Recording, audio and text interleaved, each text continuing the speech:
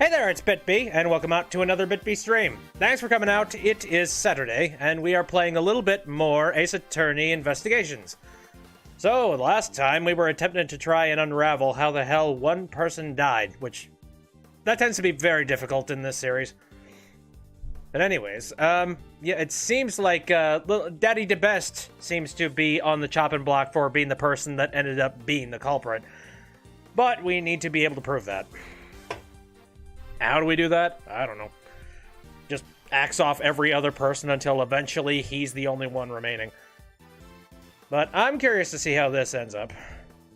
I'm also wondering just, like, how many times we need to have, like, end parts. Because we're currently up to, like, end part 2. Here. The Forgotten Turnabout end part, yeah. I don't know. The recent chapters have just been like end part 2, end part 3, end part 4, end part encore. Just like, jeez, how many endings do we need? Okay, move over to the other headset. There we go. April 6th, 9:18 a.m., Grand Tower, PIC meeting room. Rabble, rabble, rabble, rabble, rabble, hi. Order in the court. Prosecutor Von Karma, your report, please. That guy second from the left did it. Look at the gray hair and the bald head. Oh, damn. Wait a minute. I'm gonna have to look at that later. I have bad news. We've searched every inch of the Grand Tower, but the auction gavel was nowhere to be found. That is most unfortunate. It seems I am left with no choice but to pronounce a verdict. Shut your face! Well, sure seems that way, you know. Normally, you wouldn't commit a blunder like leaving behind the murder weapon, you know. The best criminals would never do something like that, you see. I don't have enough information. Is this as far as I can go? You searched every inch, but did you inspect every nook and cranny? That's the difference between you and me! Yes, it's a shame, you know, but it can't be helped, you see. This takes me back, you know. All those defendants who came to me asking for a plea bargain. They trusted me, you know. Told me every one of their dirty little secrets, you see. And when it came time for the trial, I'd get them sentenced to life in prison. They were all completely dumbstruck, you know. Each and every one of them. How I wish all of you could have seen it, you know, the stupid looks on their faces. God! Yeah, I want to lock this guy up in chains so that he never sees daylight again. And also take away his lighter. That's dangerous. I shall hereby announce my verdict. Please humbly accept the words of the goddess of law. The words of law, rather. The goddess of law, though.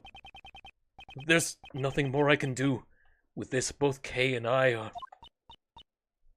Well, at least we get to share the same fate. If only we had some evidence! I never thought that I would be passing judgment on you like this. Is this the end of Miles Edgeworth, prosecutor, or ex-prosecutor, I guess? The defendant, Blaze DeBest. I hereby indict you. What? What? Oh? What's gotten into you all of a sudden? I have here documents regarding a certain case. The IS-7 incident, a case that happened 18 years ago. Documents, you say? Why would you suddenly... Wait, you don't mean... On the day of the crime, the record of your keycard being used was because... I came to this room to fetch these documents, of course. Although, when I entered the meeting room, it seems it was before the black market auction had begun. At first, I told you that I came to gather documents about you, Prosecutor Edgeworth. At that time, I simply could not tell you the truth. Wow, okay. I think you're under the bus now. She's on the left now. Yes, she's traded sides. What are you doing, Justine? Why are you indicting Pops? Without any basis, this is slander. I think there's plenty basis. That was a wonderful remark, Sebastian. Really? Of course there is a basis. During the case 18 years ago, Prosecutor Manfred von Karma fabricated information regarding the body. That was because the body of the sculptor Isaac Dover had been stolen. Papa fabricated information about a body? What do you mean? Detective Lacer, who handled the initial investigation, reported that the body had gone missing. However, in order to deceive Prosecutor von Karma, there's a person who purposefully did not report to him that the body had disappeared. What? What did you say? That person would not forgive those who defied him, nor would he allow others to hold power. He would use any means necessary in order to bend others to his will. And then, also 18 years ago, Director Young was ordered by a certain individual to write a fake autopsy report. Oh shit! Wow, this... Wait a minute. So 18 years ago, was it the windbagged old lady, or was it just another caretaker? Holy shit. If that's the case, then, yeah, DeBesta's been putting people on... He's been bringing a lot of people into this, holy crap. Dr. Young was the one who wrote the autopsy report for the IS-7 incident. Please, wait, Granny didn't do anything wrong. She was ordered by that person. She had no choice but to obey. That person? That person was the chief prosecutor at the time. The chief prosecutor 18 years ago? You don't mean... The chief prosecutor who gave Papa his first penalty. It was none other than you, Blaze the Best. Oh, shit. You know what this means? In that particular case, Manfred von Karma was pretty much innocent. The case that caused his penalty was thanks to Blaze. Wow. That's interesting, and I'm sure he probably blamed it entirely on the Edgeworth family, though. This scumbag. Get your fishbowl eyes out of here. What are you saying? Pops would never do something like that. Sebastian, we do not need your opinion right now. Blaze the Best, do you have a rebuttal? Of course he does. Fabricating stuff about the body, Von Karma did all that on his own, you know. Falsifying the autopsy report. Young, you would actually do something like that? Man, you really did some terrible things behind my back, you know. Oh, really? No. Seeing as how all the parties concerned are here today, we should ask them directly. Karma didn't know the body went... I knew the body... Yeah. He's still a douche, but he honestly didn't know in that case. That is unfortunate. Please, wait, Granny is... Ouch. Granny... I'm sorry. I knew that's why I... Yep, because if I didn't, he said he would expose you. If I didn't assist in the crime, Granny would be prosecuted. That's what that man, the conductor, told me. Yeah.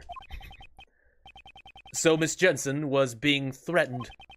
Was the conductor who threatened you Blaze the Best? I don't know. The person who threatened me was the auction conductor. They do have similar physiques, but I never saw the person's face. Any trivial thing is fine. Give us a characteristic that could be a clue. That's right. The conductor's mask, it exposed just a tiny part of his face. There was a tattoo there, I'm sure of it. Tattoo? A tattoo, you say? Jesus. I really have no idea what you're talking about, you know. As you can see, there are clearly no tattoos on my face, you see. We're gonna need someone to bring in some shears. So that person doesn't match me at all, you know. That person who threatened her, the so-called conductor, I wonder who it is, you know. Again, we need some clippers. You have incurred the wrath of the goddess of law. I suggest you watch what you say. Hasn't he incurred your own wrath rather than the wrath of the goddess of law? But Whatever. I guess she calls herself the goddess of law now. Jill Crane had been pursuing you just as I have. And I will not let her death be in vain. Crane was you know. You know. You say she was pursuing me? My, I didn't really know that her that well, you know. I don't mind girls chasing after me, you know, but I don't recall her ever falling for me, you see. Stop inflating your goddamn ego. It's engorged enough as it is. You didn't know the victim well? That is a testimony we haven't heard up until now. Before the eyes of the goddess of law, you shall give us an official testimony. He's giving us the roundabout. I see. Everyone's bullying me. If you're gonna go that far, that's fine, you see. I'll just have to make you disappear. Like everyone else. Every last one of you. Prosecutor Edgeworth, I shall cooperate with you as well. Thank you. If we let this opportunity slip by, I doubt we will ever get him to stand in court again. Please, do not let this chance go to waste. Well, I'll try, but that really comes down to whether or not my brain can piece things together. Yes. I promise I will live up to your expectations. Now then, Blaze de Best, you shall testify regarding the victim. Crazy eyes. The victim, Jill Crane, was a member of the Prosecutorial Investigation Committee, you see. Personally, I didn't really know her that well, you know. Either way, it's not like I had a motive to murder her, you know. I have no idea why she was pursuing me, you see. You intend to deny your guilt until the bitter end, don't you? Of course he does! There's no way Pops could be the criminal! I mean, he's my Pops, you know. He's the very best, like no one ever was. To catch them is his real catch. To incarcerate and kill them is my cause. Yes, Sebastian. If you're gonna stick up for me, be sure to have a clear basis, you know. All right, I got it. I'll clear you of these false accusations, Pops. I believe in you, Pops. We won't lose to someone like Mr. Edgeworth. Yes, you really are pure, you know. That person, he really loves his father, doesn't he? However, one must be able to accept the mistakes of their father. I'm sure you would know all about it. No matter how much they may look up to him. Each person must atone for their crimes, no matter who they are. This is going to be hard for Sebastian, but I simply cannot overlook his father's crimes. Yeah, this is going to be very sad, crushing. I hope he doesn't hold this against us. Yeah, we got a full health bar, and I am going to utilize every single little speck of it. Soda.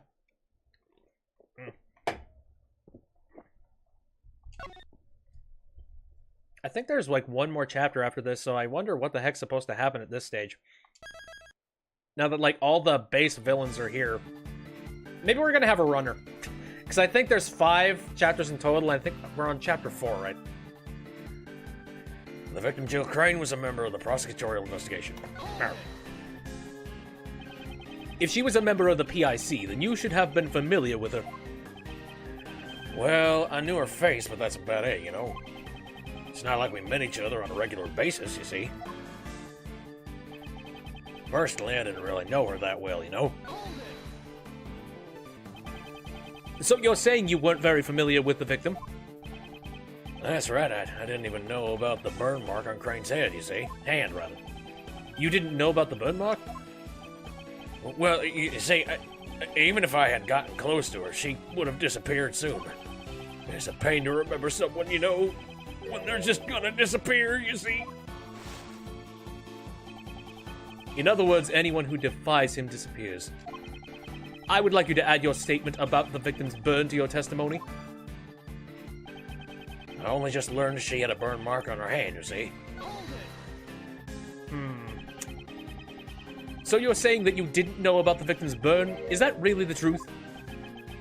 You really are persistent, you know. You really think I would pay attention to every little wound on a woman's hand? I would think that the burn mark on the victim's hand would be hard to miss. Now that you mention it, Jill Crane would regularly wear gloves. I too did not know about the burn until the incident occurred. Jill Crane regularly wore gloves? I thought so. She was probably trying to hide the burn marks, see? I understand how sensitive a woman can be about these things, you know. I would like you to add your so-called sensitive understanding of a woman to your testimony. Yes, touchy-feeling little Blaze. Maybe she was always wearing gloves in order to hide the burn mark, you know? So you were aware that she always wore gloves? Well, aware? Those gloves were practically her trademark, see? And I guess they weren't just a fashion statement. She wanted to hide her burn marks, you know? I wonder if that girl over there is also hiding something under her bandages. I'm not hiding anything. I think you are, you know. You're hiding the face of a criminal. Those words should be directed at someone like you. I should expose, here and now, the face of a true criminal. How amusing. Go ahead and try it, if you think you can. So Jill Crane regularly wore gloves. That's interesting. I should look over the evidence one more time. I noticed something about that. She regularly wore gloves. Let me take a look at this real quick. So I'm guessing it has something to do with gloves, but... Is there anything... Wait, let me check the stuffed animal again. Oh, right. I can't. Here. Someone talking to another person is recorded. One of them has a burn mark. Okay. I'm trying to remember if the audio specifies where the burn mark is. Because the first thing I thought was, like, if he accidentally stated exactly where the burn mark was when the doll didn't say it, that would be perfect proof. But I get the feeling he probably did say that at some point. Is there a way that I can check that? You can play back the audio that was recorded by Twisting the Horn, sure. I knew who you were right away. You can't hide that burn from me. Silence, huh? I've been waiting for my chance to get revenge all this time. Interesting, because that little bit of information didn't say anything about a burn mark on the hand.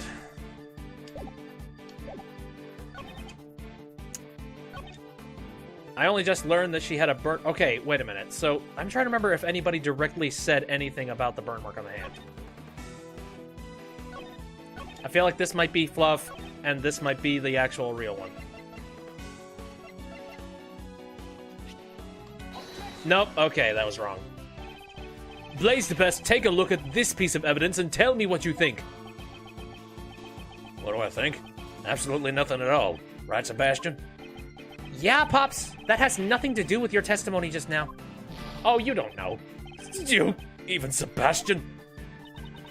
Looks like Mr. DeBest has gotten a bit livelier, hasn't he? Indeed, he probably feels a lot more confident with his father backing him up. However, I will break through that confidence of the DeBest father and son duo. Like, who took the gloves off? If she always wore them.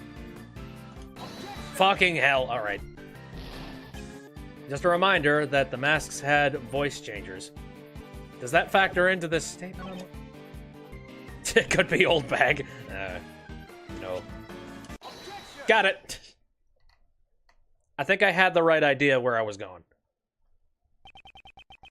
Jill Crane regularly wore gloves.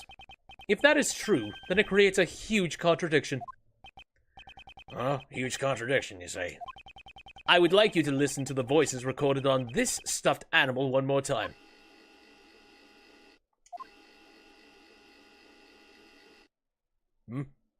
It stopped working! No. I knew who you were right away. You can't hide that burn from me. Or, if you wanted to be real with it, I knew who you were right away. You can't hide that burn from me. Silence, huh? I've been waiting for my chance to get revenge all this time.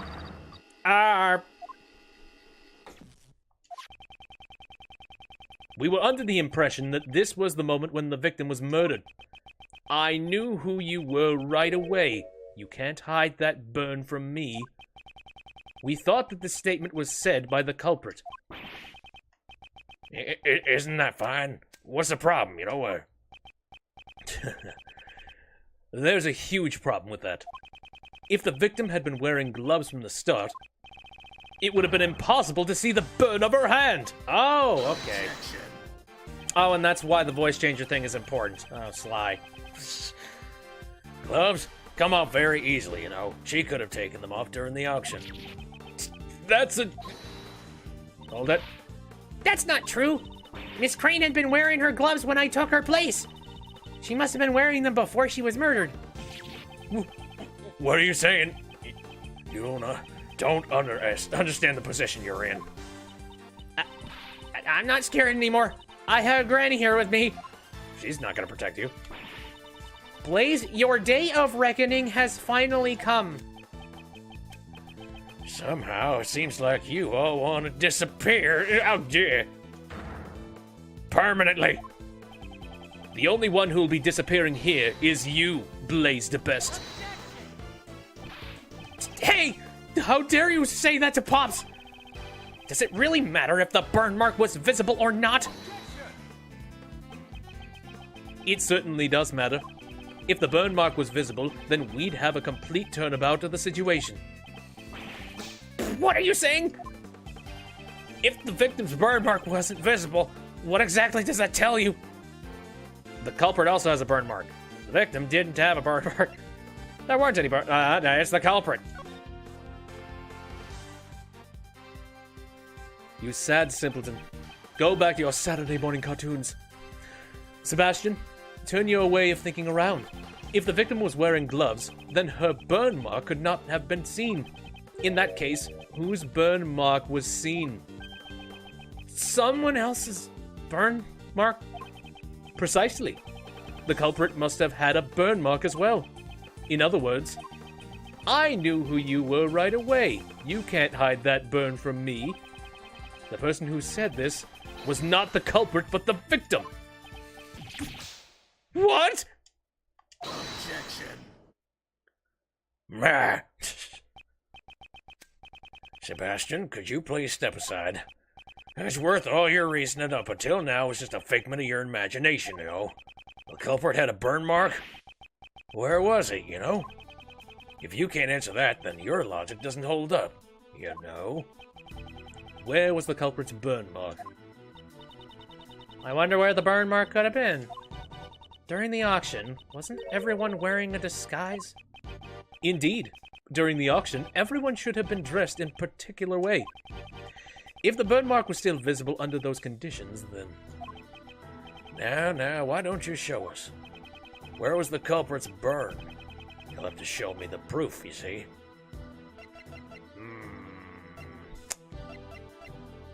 Interesting. Well, what would give the actual proof? Also, I can't save at this stage. Shit. Well, the mask that he would have been wearing, had he been the conductor, would have kept his chin out in the open. I feel like it would be his chin. But how do I get that across? What was Lara's testimony? Nothing about nothing about the mask or the burn mark. The purple flower does not make any kind of sense. Not really. I don't think it would be anything to do with the conductor's clothes, would it? The conductor wore a white jacket with a purple flower, white gloves, and... Well, oh, maybe. Maybe. Okay, where was the culprit's burn, and maybe the fact that the mask is a part of this might have something to do with it? There's the masks. Ah. It was what the conductor was wearing during the auction. In other words, the outfit you were wearing at the time.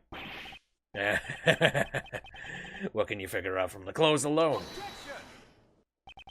The conductor had been wearing a white suit, white gloves, and a mask. His attire had covered up most of his skin.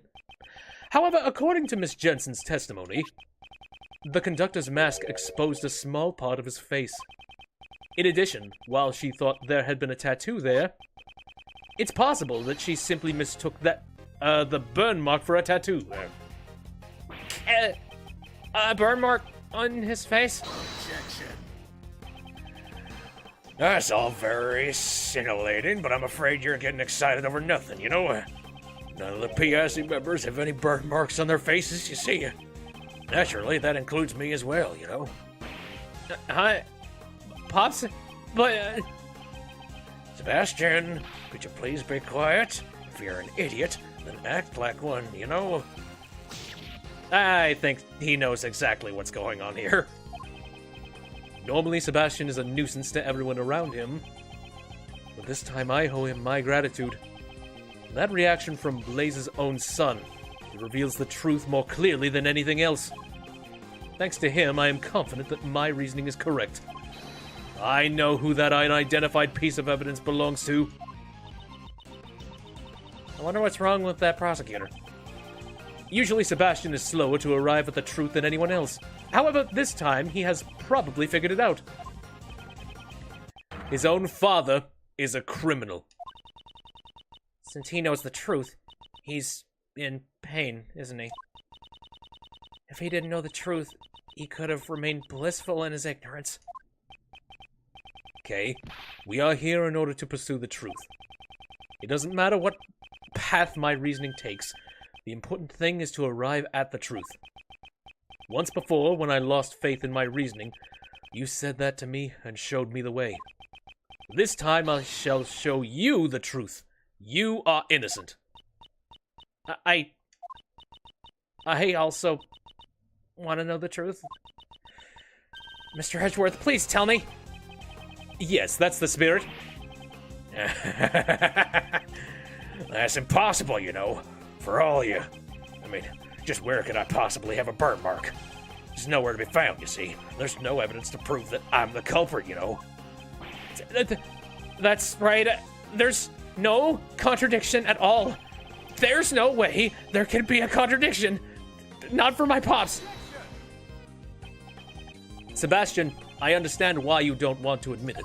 However, if you avert your eyes from the truth, you will regret it forever.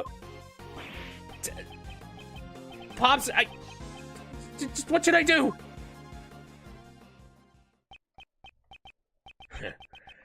I really wonder why you're such an idiot, you know.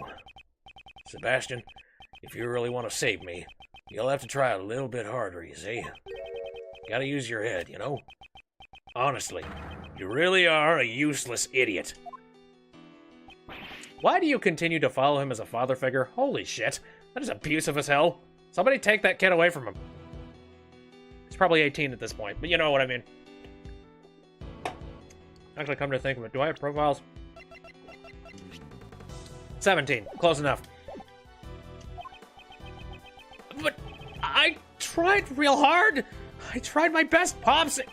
I went to the school you told me to go to. I reached the top of my class just like you told me to.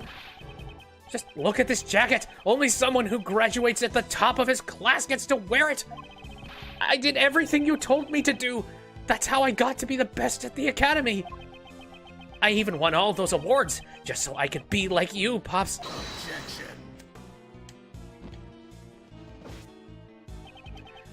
You really are such an idiot, you know.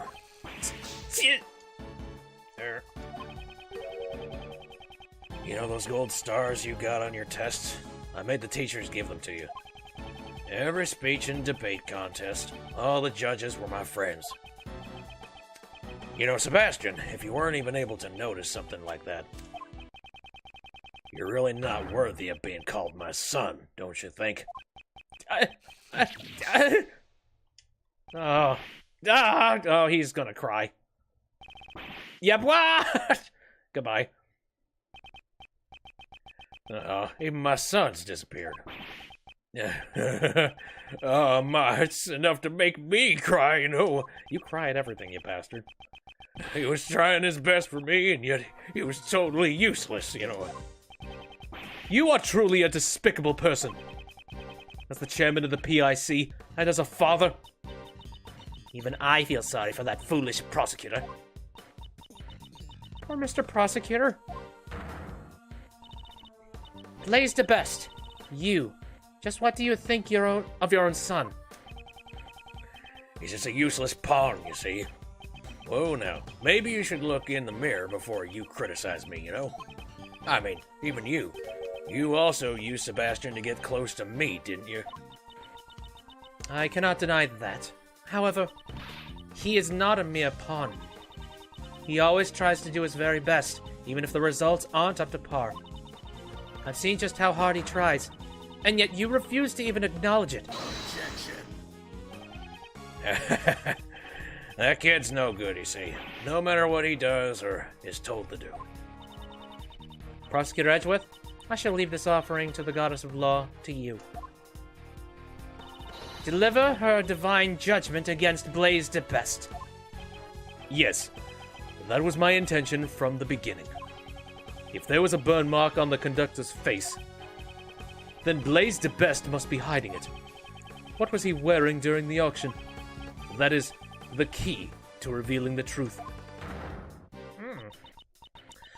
Well then, allow me to heal your... Allow me to heal your answer. No, you cannot heal it. Please show the piece of evidence that proves the culprit had a burn mark on his face. Alright. What was he wearing during the auction? It's gotta be something that I haven't accounted for. You know... During the auction... There's a part of me that feels like he was wearing the Jammin' Ninja mask. Could you take a look at this piece of evidence? Are you saying that shows the proof of the burn mark? I don't understand, you know. I don't understand it at all. Oh, God damn it. Blaze the Best, even if you do not understand it. Prosecutor Edgeworth, I also do not understand. No, come back! Don't stand over there. So this is the proof? Right. Just in case. There's Karen's testimony on when she swapped places with the victim. Maybe I'm just trying to find, like, proof for sure. Does it have to do with the tattoo?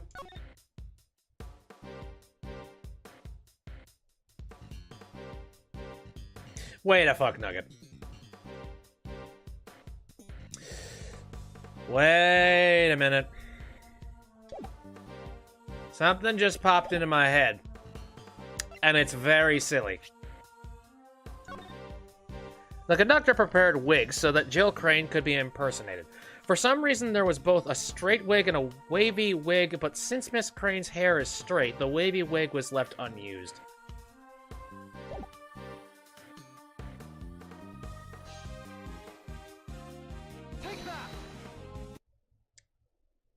Yeah.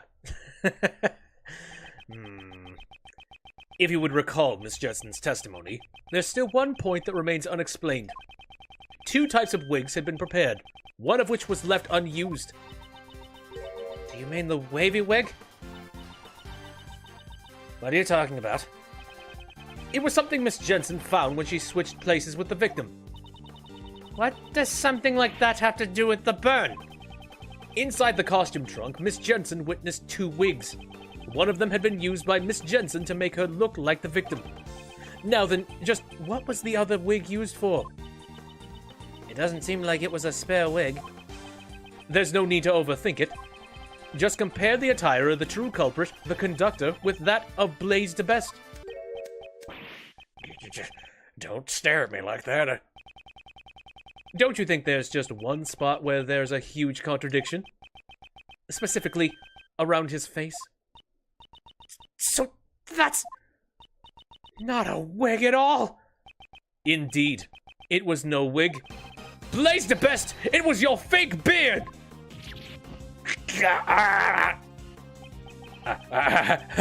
This is a real beard. You know what? Don't tease me like that, Edgeworth. Your son must have realized the truth before anyone else. That's why he was trying so desperately to protect you. You were also worried that he would tell the truth. Isn't that why you drove your son away from here? Because he knew that his father was hiding a burn under his fake beard? Blaze the best. How about you remove that fake beard of yours? Oh boy, I don't think he's gonna need to. It's gonna burn. Shit. Oh, wow. Skull burn. A burn mark! Prosecutor Edgeworth, justice has been served before the goddess of law. For that, I give you my thanks. The goggles, they do nothing. I should be the one thanking you. Blaze the best. I hereby announce my verdict. You shall be taken into custody for the murder of Jill Crane. Oh, and hopefully somebody with a brain will be able to actually put him away. April 6th, 9:44 a.m. Grand Tower, PIC meeting room. So, can I have my badge back? Please and thank you. Mr. Edgeworth, thank you very much. I'm so happy that you believed in me to the very end. There's no need to thank me. As a prosecutor... No, as a friend, I simply wanted to save you. Prosecutor Edgeworth, I bring good tidings. It seems that former Chairman DeBest has been safely detained in the detention center. However, the search for the murder weapon, the auction gavel, continues. Blaze DeBest is a shrewd man. There's a good chance that he has already disposed of it. There's also one piece of testimony that concerns me. Blaze DeBest mentioned that the only thing he did not fake were the letters. What do you mean?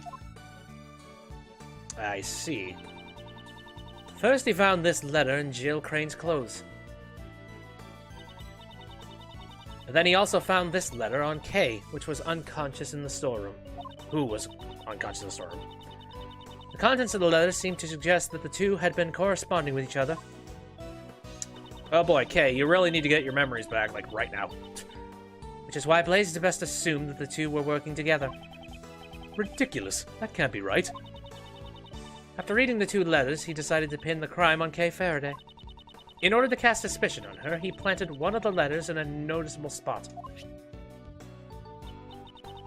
The deceased Jill Crane's left breast pocket. Isn't that just an excuse? Yes, that is what I thought as well. It may have simply been a last-ditch effort to save himself. However, before the stern eyes of the goddess of law, these are all trivial matters. His crime shall certainly not go unpunished. With this, I have finally fulfilled one of my long-standing missions. Judge Courtney, well, you've been proven to be coming into this place and, looking through evidence, probably unsupervised. That's probably not good for you. Will you tell me what you know? Why did Blaze DeBest murder Jill Crane? And what lies hidden behind this case? Yes, I don't mind. You have the right to know everything. Long ago, Jill Crane was in love with a cameraman. That man was pursuing the black market auction as a journalist. And then, before he could reach the truth, he was erased. Erased as in jail, or erased as in... I assume it's... the blood kind of makes that noticeable. The feelings and the items Miss Crane inherited from her beloved brought her to the auction. She had come to exact revenge on the conductor, Blaze.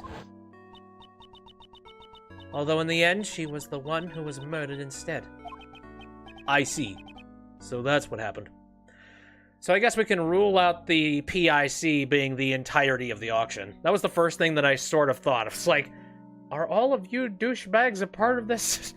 You greedy sons of bitches. While the goddess of law cannot condone her actions, we have succeeded in her goal of bringing Blaze DeBest's crimes to light. So Judge Courtney's goal was to expose Blaze DeBest. and reveal the dark secrets of the PIC. By the way, what happened to the young prosecutor? We've been unable to contact him for some time now. Do you have any idea where he might be? I had not been truly working for him, so... I see. I feel very sorry for him. What you should be sorry for is the fact that he was kept in the dark until now. No matter how cruel reality is, he will have to accept it. If he can't, he won't be able to walk his own path in life. Ever. A father's influence is not something that is easily erased. However, I'm sure he will be able to change from here on out. Yes, that's right. Surely, you must be right. Will I, too, be able to walk my own path in life? I don't know. This is getting a little bit too philosophical. Kay, is your body alright? Yes, thanks to you. I'm so sorry, even though you're my patient. You ended up getting suspected because of me. Ouch. You can't just take care of the patient's body. You gotta take care of the heart, too. That's my granny. Kate, how are your memories? I feel like I'm on the verge of remembering something. Well then, I shall take my leave here. I'll be presiding over Patricia Rowland's trial. That would be the trial for the murder of Horace Knightley. Who's in charge of the defense? Miss Crane was supposed to be her defense attorney, but now that she has passed away, we are currently arranging for a replacement defense attorney. Me! I want to! Jill Crane had been in charge of Patricia Rowland's defense. I'll also have to get in contact with Sebastian quickly, since he's the prosecutor in charge. Well then... Please, wait! What about Mr. Edgeworth's prosecutor's badge? What will happen to his prosecutor's badge? With the chairman's arrest, the PIC is no longer functional. So, I cannot answer that question easily. Perhaps one could say, only the goddess of law knows. But that's... You don't need to worry about me. This is the path that I have chosen. It seems you have no plans to change it either. Of course not. I chose this path to seek the truth. With the departure of Blaise de Best, the law has once again returned to our hands. If you truly desire to continue the prosecutor's path, I am willing to assist you in reclaiming your badge. I appreciate the sentiment, but I must decline. I did not relinquish my badge with half-hearted feelings. I see. It seems that our paths of law will continue to run counter to each other. Until our paths cross once again, I shall have you hold on to that badge. Well, it's probably going to cross within 5 minutes. Like, our current track record is just we constantly have nothing but nonsense going on. That was my intention from the start. Oh, she's not going to be happy about that. However, on occasion the goddess of law is quite generous. Please return this notebook to its proper owner. Kay's promised notebook. It seems this was scheduled to be put up for bidding at the black market auction. The name Kay is written on the notebook. It seems Blaise de Best quickly realized this belonged to the girl. Since the letters he found also contained the same name. You speak as if he really did not know about the letters. Are you saying that Blaise really did not prepare the letters himself? Yes, that man said so himself. Kay Faraday's goal was to steal back the notebook. Jill Crane's goal was to get revenge. In order to achieve their goals, the two teamed up to infiltrate the auction. Or so he says. Unfortunately, this was all Blaise's misunderstanding. It was purely a coincidence. If the attorney from the PIC and Kay really were acquaintances, it would be strange that she never mentioned it to me, considering her personality. You really do trust her, don't you? In the end, the notebook was used as another red herring, but it's something that is very important to that girl, isn't it? I'll make a special exception and return it. I'm sure that's what the goddess of law desires. That's, I appreciate it. I shall pray that she recovers her lost memories. Well, maybe the book will help. And that's what I was kind of thinking. I tried to hand it over to her several times. It's like, hey, look at this. Is something wrong? Kay, I am returning something very important to you. We technically never had the book. Oh, I guess. This is... Always greet people with a smile. Even people you don't know. Never cry in front of strangers. Look, Daddy! I wrote them all down!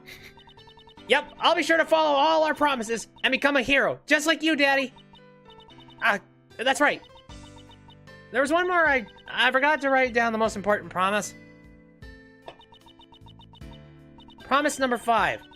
Always try your hardest to learn about things you don't understand. I'll be sure to remember. I'll never, ever forget them. Broke that promise.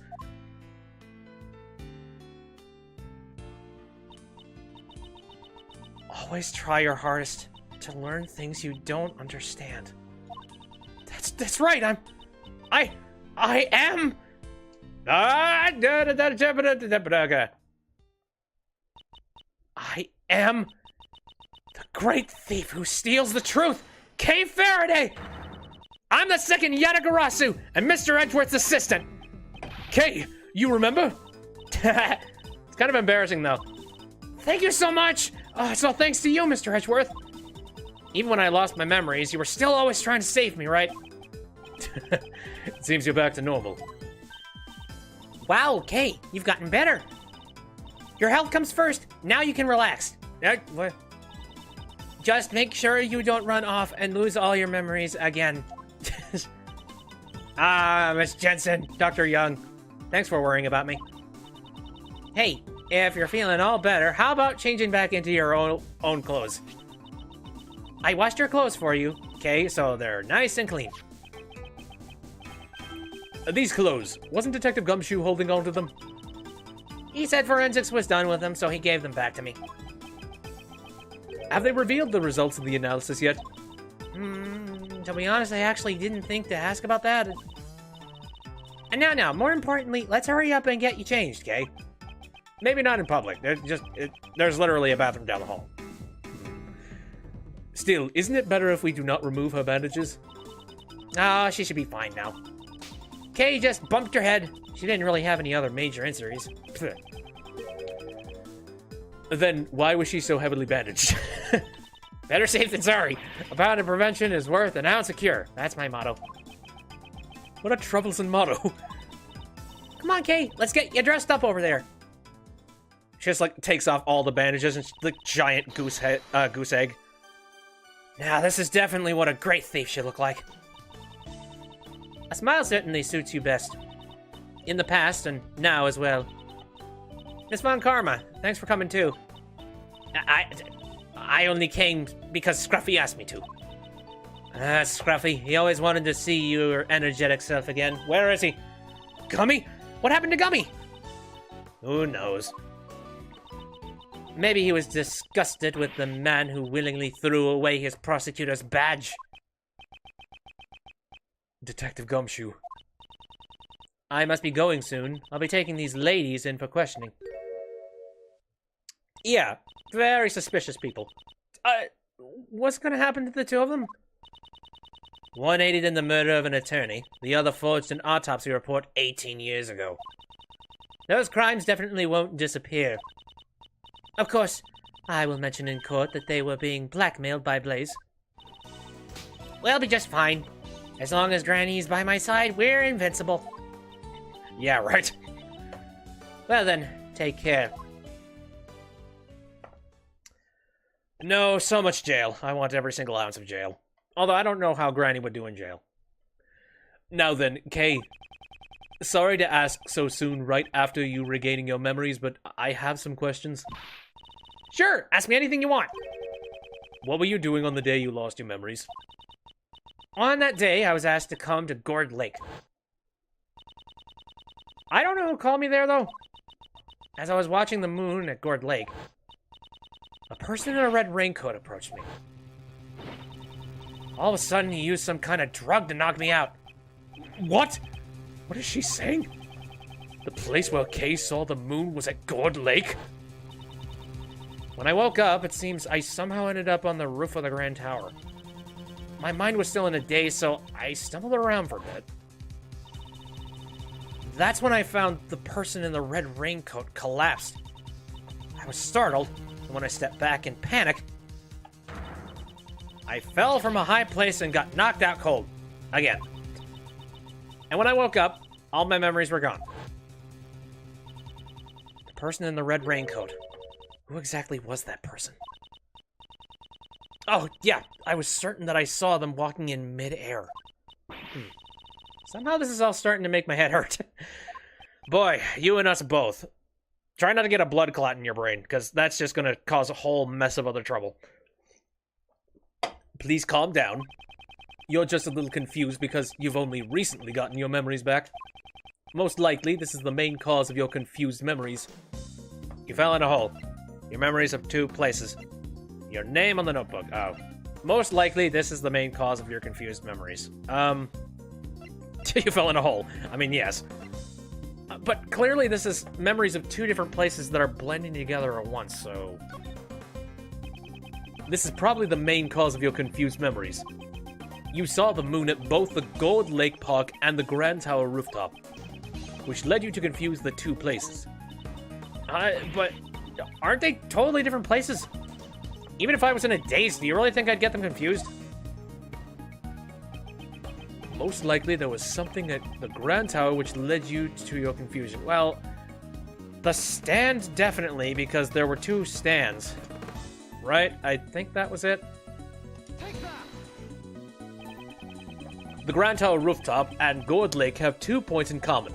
They both have a cherry tree and a food stall. Oh, so both of them would have been right. Now that you mention it. Your memories were confused because you had been in 2 similar locations. The person that you first saw could not have been walking in midair.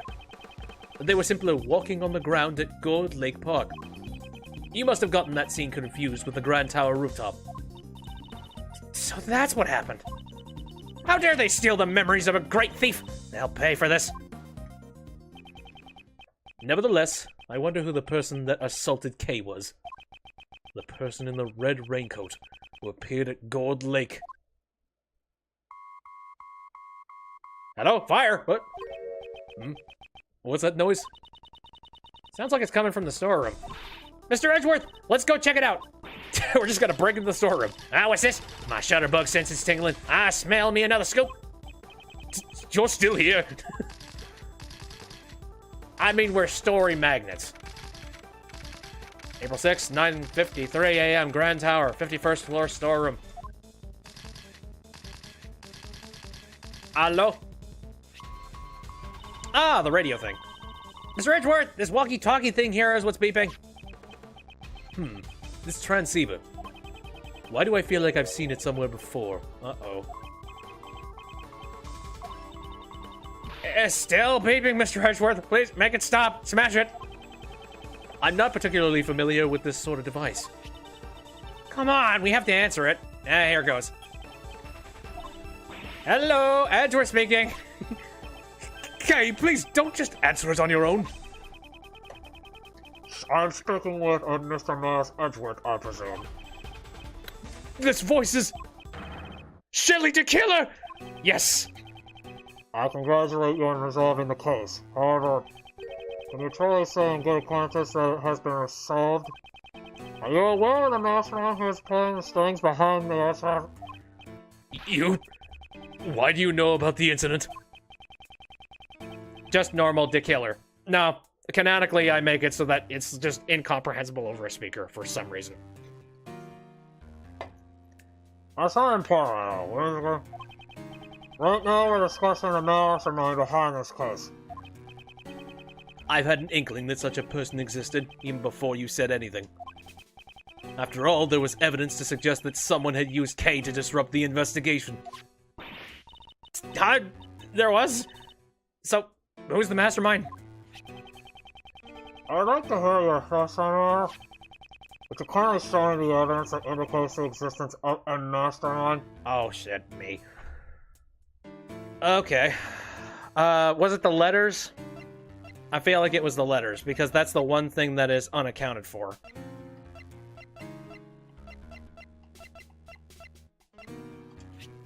Here, letter in K's possession, address to K.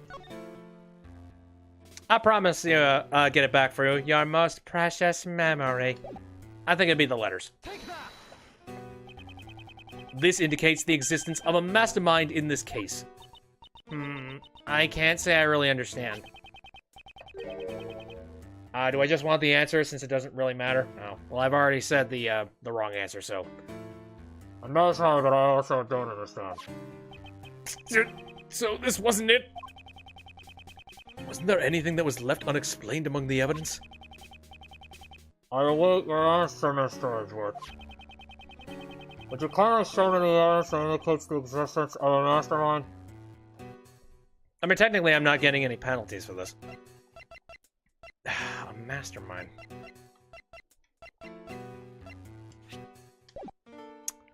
So yeah, apparently they let me try again. I was on the right track. Okay, so maybe it has something to do with the victim's letter then. Oh, that's bullshit! Oh god, it should have worked with either of them. Okay, fine. It was the letter that K allegedly sent to the victim. Come to think of it, I don't remember writing that letter at all. Well, your memories are still screwy, so... What could I prepare this letter? I'm too quite curious to know. So you're not the one who wrote the letter? What could I possibly gain from doing such an act? Is it not necessary for you to sign a court in order to make the truth clear? What can you possibly do now that your badge has been taken from you? I look forward to finding out from the shadows. This man? How does he know that? Do we have an understanding? Please? Oh wait, sorry, wrong voice. Do I have an understanding? Please ensure you do not betray my trust. I won't, because I know what happens when you do. The victim letter was the one used as evidence. Yeah, I guess.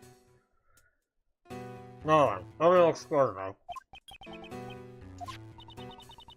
He said the case wasn't solved yet. What did he mean by that? And why would Mr. DeKiller even bother telling us that? Nothing makes sense anymore. This case has not reached its true conclusion yet.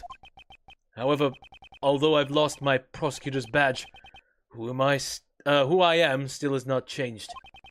While I don't know where this may lead me, I shall reveal the truth. I swear it. You know, searching for the truth is one thing, but, like, dude, it's not paying the bills anymore. So I hope you have plenty of money built up. A grand turnabout. Now, like I said the last time, I knew that it was kind of wrapping up, but I wanted to just end it a little early the last time. Ah, and the best is the silhouette. Poor bastard. Yeah, I'm gonna just dive into episode 5 now, since we got time. The grand turnabout. Ah, giants. Yes! Hoof marks. Okay. Godzilla? Yep! Hi! What the hell? This is one trippy dream.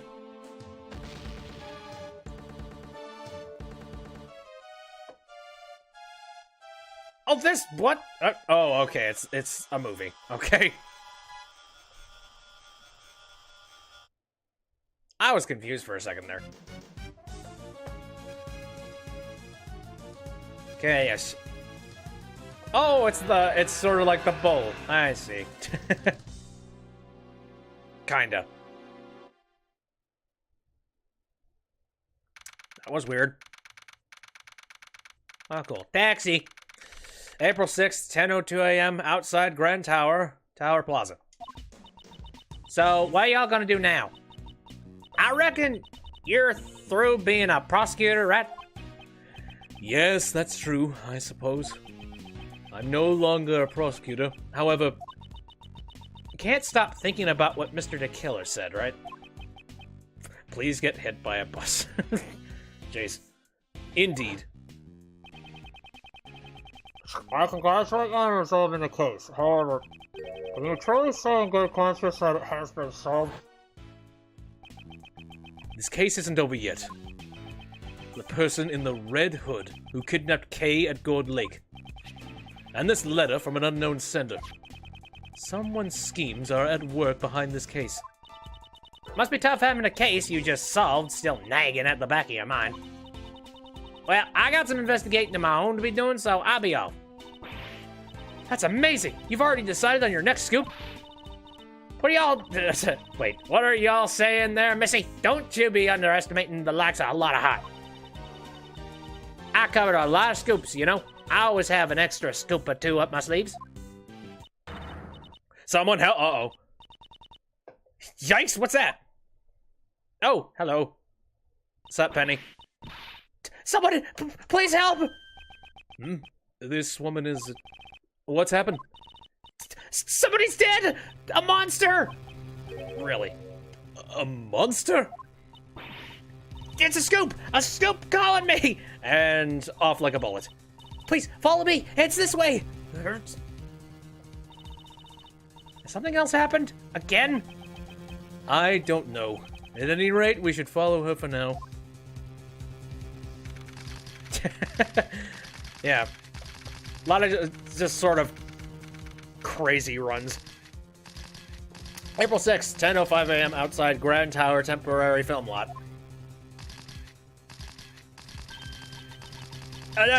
These are Genuine hoof prints! Hoof prints? Impossible. No animal could be this large. Mr. Edgeworth, look!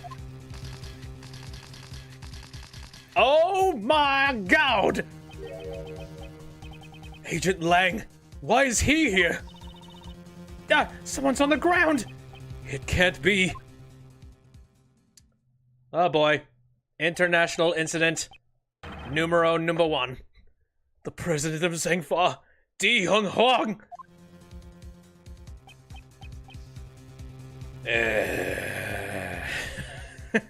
Hello, old friend. Agent Lang! By the way, examine the gate on the right twice for a secret. Cool.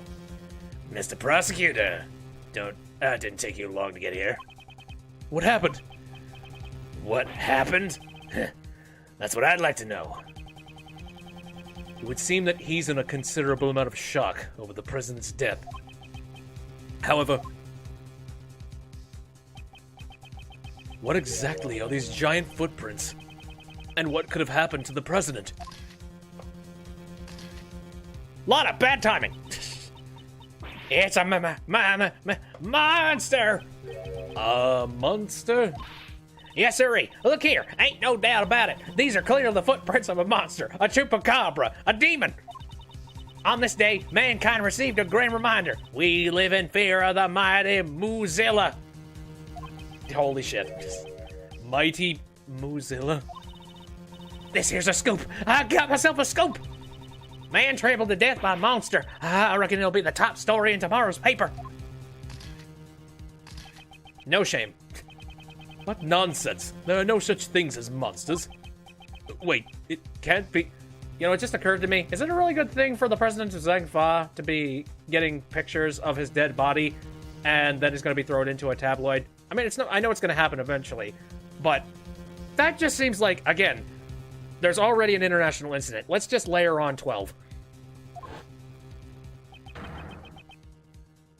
I'm De Young Huang. I've heard of your deeds. You saved my country from a great crisis. The real assassin was you all along. That is correct. I received a request from a key individual to take the president's life. That man, could he have... Hey, you! Were you the first to discover the body? Yes, Agent Lang? Langsy says... First come, first suspected. You! Did you really just discover the body? of course. Please, calm down. You're scaring her. He does seem to have lost his composure. I don't know. He tends to have composure. I was just about to say, does he ever have composure? He just seems angry a lot. Calm down? How am I supposed to calm down? Do you know who's been murdered? Di Young Huang, the president of Zhengfa? Agent Lang, this isn't like you. When we first met, you had an army of subordinates under your command. And you boasted of having the highest arrest rate in Interpol. And what now? Did you forget the fundamentals of investigation along with all your men? What did you just say? Instead of questioning people at random, you should investigate the crime scene first. Am I wrong? Begrudgingly right. I don't need you to tell me that. I'll do a thorough investigation. Well, at least it seems he's calmed down for now. Mr. Edgeworth, let's investigate too. Yes, let us investigate. Right now, I do not have any investigation rights, but until the police arrives. Yeah, let's just sweep this under the rug and pretend like I can do this. What are y'all saying? Ain't it obvious who did it? The man behind it all is the mighty Muzilla. Well, I guess it ain't the man behind it, more like the monster, but yeah, you know. Good grief, could you please just try not to interfere with the investigation? Shut your trap. You're the one who better not be sticking your nose in my business. I ain't forgiving you if you mess up my scope. Excuse me? It's the woman who first discovered the body. I feel like I've seen her before. You're, Mr. Edgeworth, right? Do you remember me? Yeah. Yes, the case from before? Do you know her? Yes, I do. At least I think I do. Everyone just sort of remembers her. My name's Kay Faraday. I'm Mr. Edgeworth's assistant.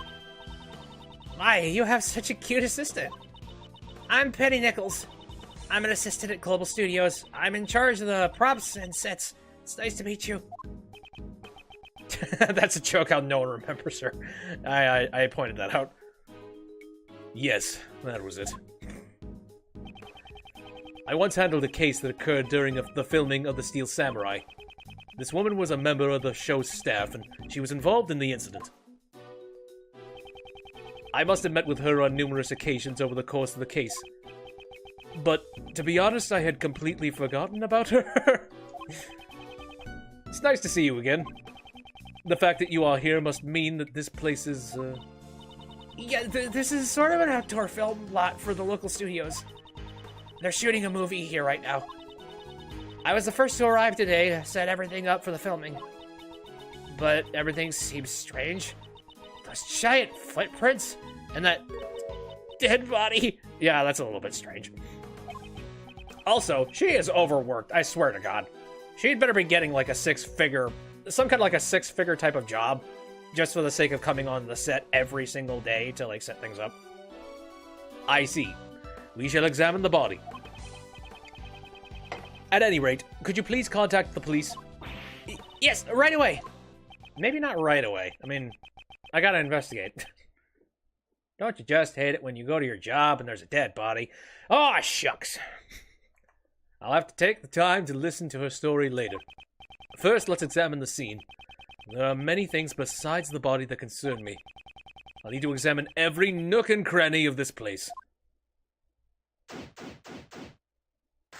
Outside Grand Tower, temporary Vermont. Examine the gate on the right twice, eh? The gate on the right? Are you talking about this thing? Or is it like higher? Oh. Oh, this thing. Miss Nichols, where does this entrance lead to? It's connected to the Grand Tower lot. Does this case also have something to do with that building? The building with a secret 51st floor where the black market auctions were being held. It wouldn't be strange if it was still hiding a few more secrets. Certainly not. Grand Tower data jotted down organizer. This lock and chain. Ah, someone's cut through the chain. Wait, I'm sure it was locked up properly yesterday, though. Then it's possible the culprit forced his way in through here. Oh boy, it's a break-in. Breaking into...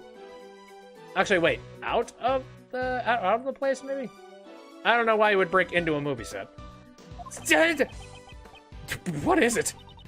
It's completely deaded in. How did this happen? There is indeed a huge dent in the fence over there. Something rather heavy must have struck it in order to make a dent like that. Well, he's a very burly, cowardly lion kind of person. Actually, funny, come to think of it, now that I'm thinking about it, shouldn't he just have, like, just fat upon fat upon fat rolls right now? Because he's not sucking in anymore. I don't know. That wasn't like that at all yesterday. It wasn't? So this dent was made last night. Alright. Oops. No! Stop it! This leads to the Grand Tower. But from where I'm standing, all I can see are just your everyday run-of-the-mill buildings. Hello, sirs! What are you doing here? I don't see anyone special around here either. Indeed, at least from where we're standing, that is. Always off screen, you assholes. Now then, we have no time to waste. We should get back to investigating the film lot. Interesting. Okay, so what else is going on in here? Like this stuff. Ah, it's one of those sheets you lay on the floor when you're having a picnic. It's definitely a vinyl sheet. However, I don't think it's for picnics. Mr. Edgeworth, if I may, it's actually a waterproof sheet. It's used with the camera crane over there. We'll cover the camera crane with it when it's raining. Then this sheet must be pretty big. Yes, it would be pointless if we didn't cover up the entire crane. The weather was overcast yesterday, so we've been using it quite a bit. Stop trying to look at... I wonder what this iron pole is for. Oh, maybe it's used to practice tree climbing. No, this is a film crane. It's used to capture footage from high locations. Right now, it's not attached, but normally there would be a camera connected to the end. Oh, I get it. This would be perfect for scoping out the places you're trying to steal from. Do you think they would let me borrow this? And how exactly, may I ask, do you intend to bring it back home with you? Mr. Edgeworth, you could take the base and I'll take the top part. Does she actually expect me to help her? Yes, she does. If we take it nice and slow, we might be able to make it to your house, Mr. Edgeworth. Not only do you want me to help you carry it, but you plan to leave it at my house? Jeez. I don't know. Again, if you don't get a job, you're not going to have a house pretty soon. This seems to be the lighting equipment they're using for the film. Oh, that's right. There's something I wanted to ask you, Mr. Edgeworth. When I'm stealing something, can you use this to make me look cool in a spotlight? You want someone to shine a light on you when you're stealing something. Well, duh. If the Yatagarasu's handiwork can't be seen because it's too dark, wouldn't you feel bad for the people watching? You're planning to steal things with an audience looking on? We never said that these were, crackpot schemes or anything. Or, brainiacs. There's a monster costume in front of this building. Mr. Edgeworth, is that really a costume? Maybe it's actually the monster who made all these footprints and it just shrunk itself down. I'll say this one more time, so listen carefully. There is a monster costume in front of this building. It's just a costume. Not dealing with your bullshit today. God, I don't know why, but I keep going into this menu. I need to forget that. Oh, whoops. More about the monster costume. Have anything more to say? I'm sorry about earlier. I was a little flustered. Were you here alone? Yes, I arrived before everyone else today in order to get things prepared. When I entered the lot, I immediately noticed those giant hoof prints. The monster's footprints, right? Weren't you surprised? Yes, because they hadn't been there yesterday evening. So that means the footprints were made last night. Well, when I first saw them, I thought they were a part of the set. But when I got closer to the studio, I saw that a person had collapsed. You didn't notice until you got closer? Lately, it seems my eyesight has gotten worse again, and my glasses aren't strong enough. As I approached the body, I finally realized what it was. I was so scared, I ran away. And that was when she ran into us. You said they were filming a movie? Could it be The Steel Samurai? No. So it wasn't. We're making a monster movie this time around. Have you ever heard of the Mighty Mozilla series? I'm sorry, but no. Mr. Edgeworth isn't interested in anything other than the Steel Samurai, after all. That's not... I guess that's to be expected, as the promotion for the film hasn't really started yet. It's kind of incredible. The Mighty Mozilla has revived... its revival breaks its 12 years of silence. Holy shit. It's the long-awaited sequel to the original series, so the staff are all fired up. The film is set at the Grand Tower, so we're filming on location around this area. Come to think of it, yesterday... What's wrong, pal? Did something happen at the Grand Tower? Cut. Excuse me, we're sort of in the middle of shooting a movie, and I saw them filming something then. It must have been this. I bet it ends with Mozilla completely destroying the Grand Tower. I wonder. You'll have to look forward to finding out in the theaters. If you like, you can have this. Let's see. Oh, glamour shot. And definitely not calling out on any other pop culture. The battle of the century. Now, it meets its greatest rival, Mighty Mozilla versus Gordy. Great. Wait, Gordy? This time it won't just be Mozilla. A rival monster appears as well. Have you heard of it? Gordy, the Gord of Gord Lake? Ah, wasn't it the talk of the town 2 or 3 years ago? Yep, I remember this newspaper. It's a mysterious monster living in Gord Lake. By chance, someone took a photo of it. It wasn't just the talk of the town. It was also involved in a case from my past. Gordy. Now there's a name I don't really want to remember. When the director caught wind of that rumor, he decided to add it into the story. And it was just a Steel Samurai balloon. So it's their fault. It's this movie studio's fault. I get the feeling he was a bit late to catch on. Please look forward to seeing the showdown between these two rival monsters. That actually does remind me. It's kind of funny how pop culture and things of that nature as of late, they've been moving so fast because of the internet and all that jazz, that movies, whenever you see a movie like an animated film, it's so difficult to make them relevant. Like, if they're trying to make like culturally relevant jokes, they're always 2 years late because it takes 2 years to like write and make the movie.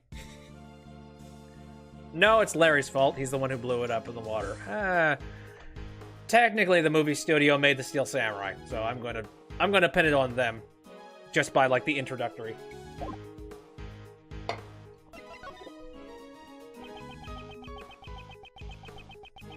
Though I don't know. Maybe that's maybe that's throwing blame on the. I'm trying to think of a good example of that. It's more. It's like. It's like blaming mosquitoes for. No, that wouldn't even work. Whatever, let's just move on. I should confirm what the security situation was like at the crime... scene of the crime. Miss Nichols, was the entrance to this place locked? Yes, it's locked with this.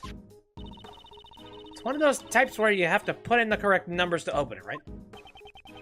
About this combination lock, was it also properly locked yesterday? Or today, rather? God damn it. Yes, when I arrived here today, it was locked tight. Who knows the combination? Do you blame the creator of ice cream for a bad Dairy... for a bad Dairy Queen? There we go, that's a good one. The producer, the director, the staff, and the actors. I think everyone involved in the movie knew about it. So anyone involved with the film could have opened the combination lock and gone in. And that means we need some people. Some people to point fingers at. Which one of you actors did it? Okay. A lot of chill out. Jesus Christ. Nothing else. Oh, well, there's a ladder. Hold up. Can I look at this ladder? No. I was hopeful. Okay. Wow! It really is the president. Yes. To think we saw him alive just a few days ago. That would make this a presidential assassination, right? This is a bit flashy for an assassination. I won't rest until I've inspected every suspicious-looking presidential nook and cranny. Well, we got a horn. What's this white thing? Wait! Is this a bone? Looks like we've got a new case on our hands. It looks less like a bone, and more like some kind of horn. Do I have anything in my evidence that could tell me what this horn is? Oh, yes, you do, but first... Oh boy, that face. There are no visible external wounds, but it's clear that he's already passed away. So then, I guess he really did get stepped on by a monster? That's impossible. No. I would say a fall from a great height would make more sense. Don't the... Come to think of it, I wonder how far you could possibly fly from the tower. I don't know. Something to... that actually sounds like something this game would do. Don't the president's clothes look a bit dirty to you? Indeed, there appears to be some sort of yellow stain. I bet it's monster drool! Kay, please be more serious. We'll need to have forensics take a look at this stain. Well, you can't! So this was the state of the body. I should make a note of it. Right, but again, forensics, you're not going to be able to bully forensics around. There. Maybe Gumshoe will be nice, and he'll just be like, okay, yeah. Oh, shit. Wait, nope. Sorry, X. Why am I screwing up the controller? I've been playing this for like 13 parts on YouTube. Is this spot somehow connected to any of the evidence I hold? Yeah. Well, hold up. Oh, right, I don't have that moose doll anymore. That's the first thing I immediately thought, but... Doesn't this horn belong to that monster Mozilla? You're right, it looks just like it. Maybe it's a prop for the film? Based on the size of the horn, the head should be quite large. I wonder how it ended up here. I'm sure we'll find out if we ask someone on the staff. And that's my cue to ask Penny, I'm sure. Though... we don't see the other end of this thing. Whoops. Boy! There, I'm pressing all the wrong buttons today, holy shit. Here, it's fine, it's fine. Here we go. About this horn, have you ever seen it before? That's Brazil's horn. It's a model we made to use in our ad campaign. Oh, where was it? It was on the ground by the back entrance. That's strange. Bazilla's head should have been stored on the studio roof. I suppose the head would have to be rather large, wouldn't it? Yes, it's not as big as the real thing, of course, but it's still quite large. The actual head would probably be the size of an entire small town. Look, you can see it from here. Ah, yes. Oh, it's just the very tip of it. See, it's right there.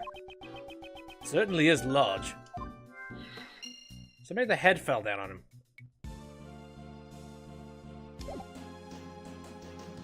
Okay.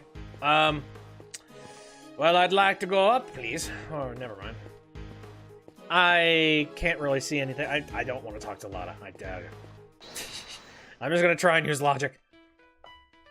Stepped on by a monster? Combination lock. Was lying next to the body. Had been stored on the roof. Okay, I'm gonna guess... Yeah, no, he was not stepped on by a monster. It looks like he was hit by the bullhead.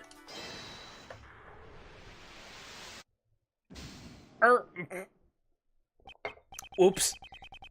Not exactly a shining example of the perfect line of logic. Maybe I moved too quick. Yesterday it was still fine. Did it get struck by something? Rear entrance forced open. Chain on the rear entrance was cut. Did the culprit do it? Combination lock. Used on front entrance. Only the cast and crew knew the combination. Okay, I don't think there's anything with that just yet. The president was found dead in the middle of what looks like a footprint. I'm guessing that the dented fence and the forced opening would have some kind of connection, since they're both forced openings. Or, you know, forceful shit. Damn it! Not using brain. Broken horn. Was lying next to the body. Had been stored on the roof last night. Did the culprit do it? Okay, so maybe the fence was broken by the bullhead. There we go. The dent in this fence and the broken horn.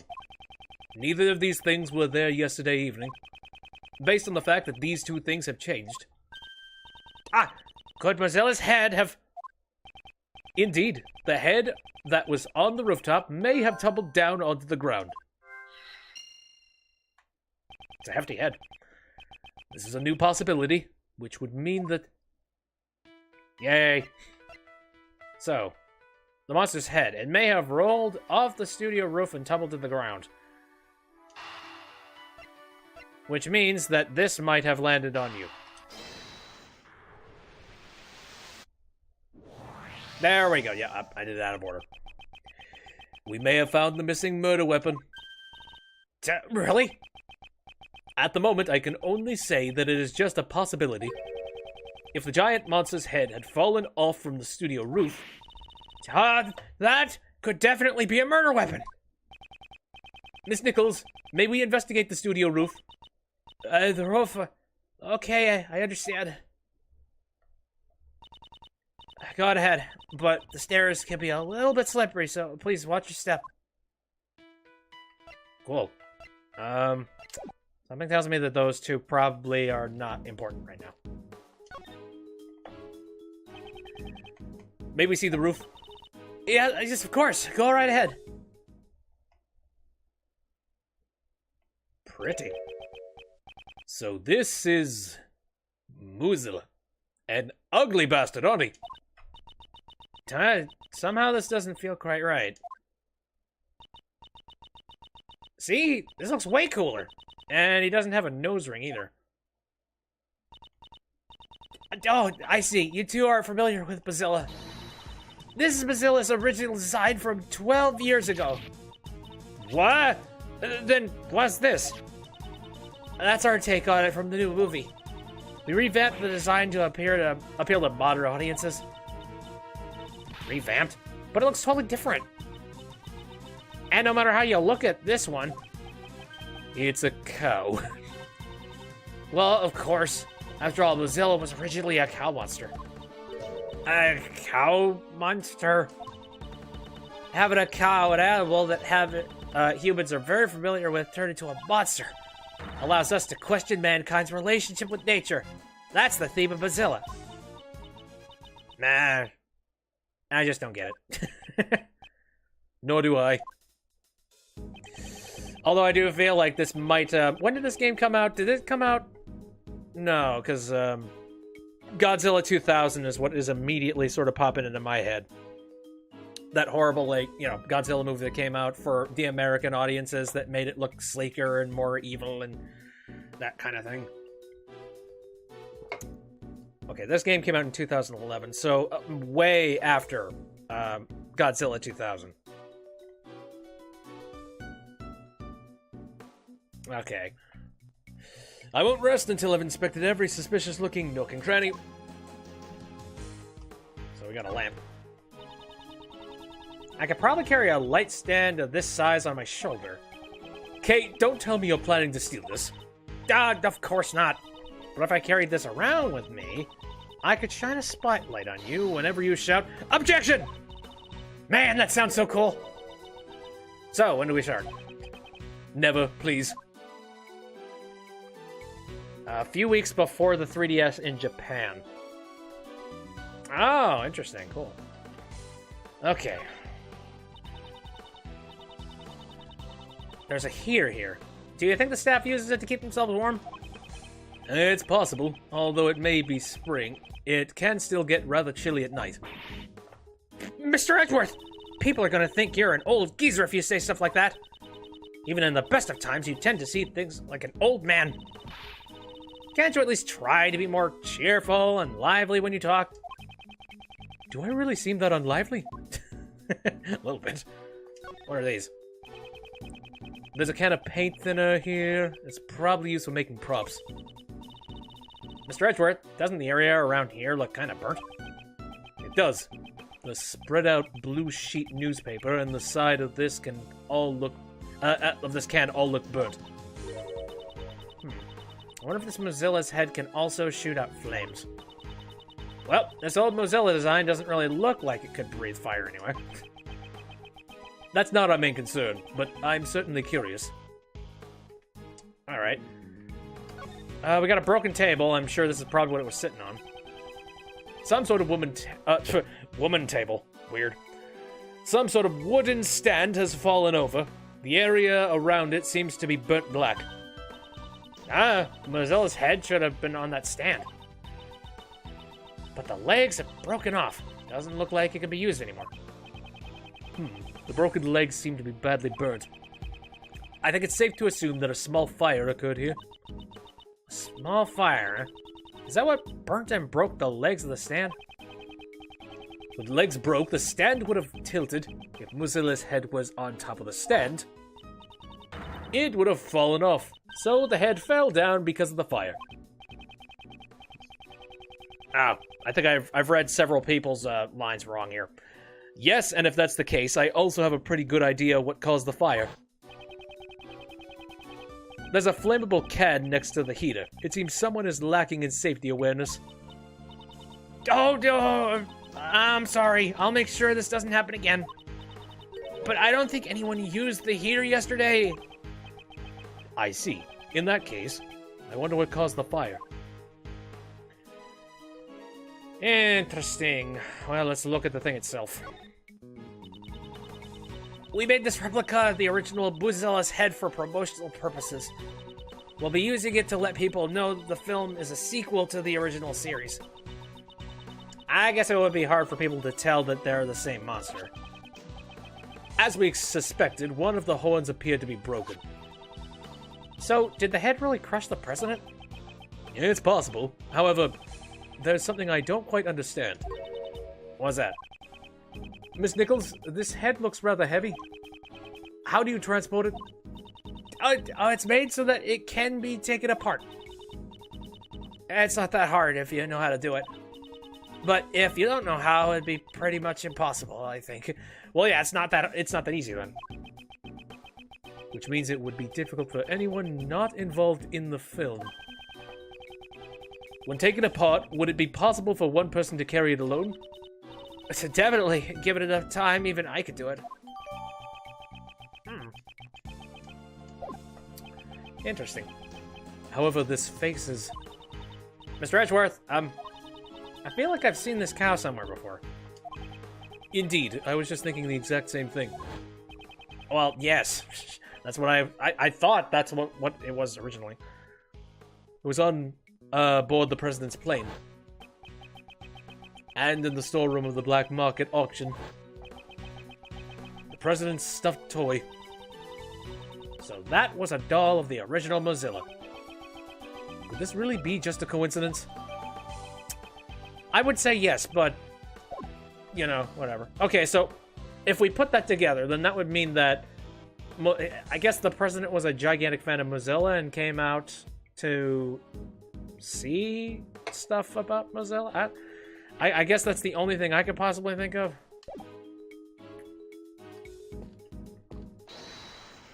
Do I have any more logic to work with? Chain on the rear entrance was cut. Can we connect these two things? Because maybe... I don't know, they're both about chains. Yes, okay. The front entrance, which leads to the Tower Plaza, was locked with a combination lock. At the other end, the lock on the rear entrance, which leads to the Grand Tower, was broken. Now, where does this lead us? I know this one. The culprit entered from the rear entrance, right? Exactly. And knowing this, we now understand one more critical fact.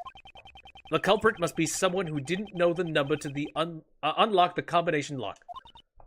Right. If they knew the code, it would have been way easier to enter from the front entrance. Entering through the back door is common sense for a thief. It's much less conspicuous. We can't underestimate a culprit who thinks like a thief. Please keep your guard up. She sure becomes lively all of a sudden when this subject gets brought up. To put it simply, everyone involved with the movie knows the combination for the lock.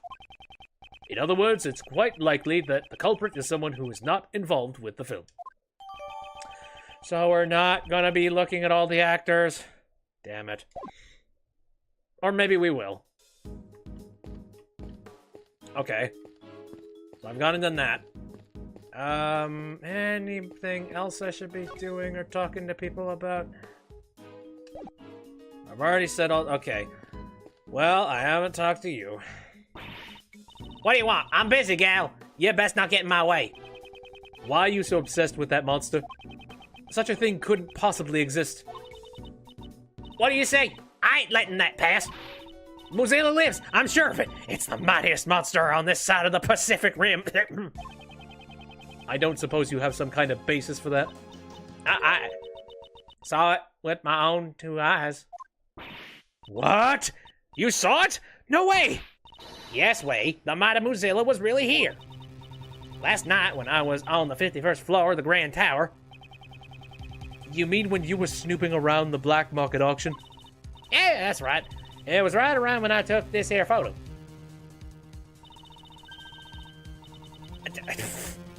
Fuck's sake.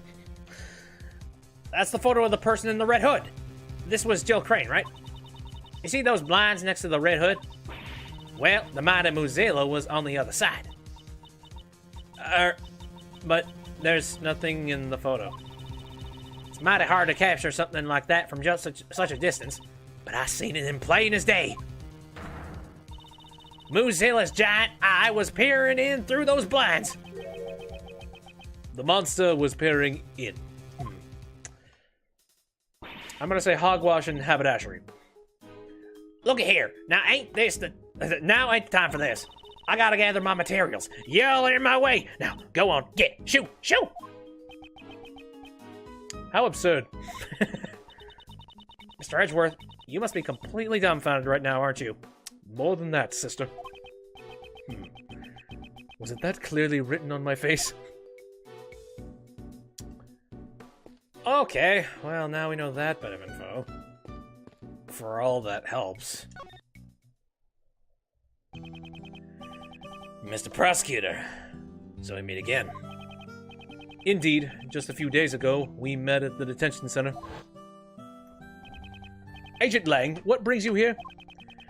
Just some boring work. Nothing you need to know about. Oh, really?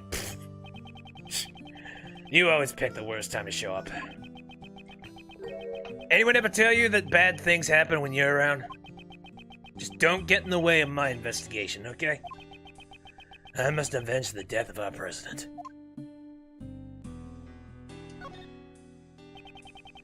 You arrived here before us. What were you doing in a place like this? You suspect me? Come now. I heard a scream. It was the woman who found the body. After hearing the scream, I came in through that entrance over there. Apparently, it wasn't locked. Then why is there a lock on the ground over there? Oh, I've already done that. When I got in, the woman who found the body was already running out the other exit over there. So wait. When did we hear about the combination lock on the front door? So we came here around the same time we did.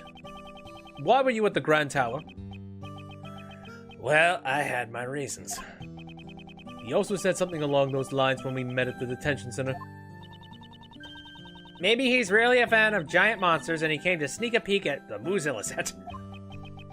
Giant monsters? I got no interest in such things. He clearly doesn't think the murder is a monster either.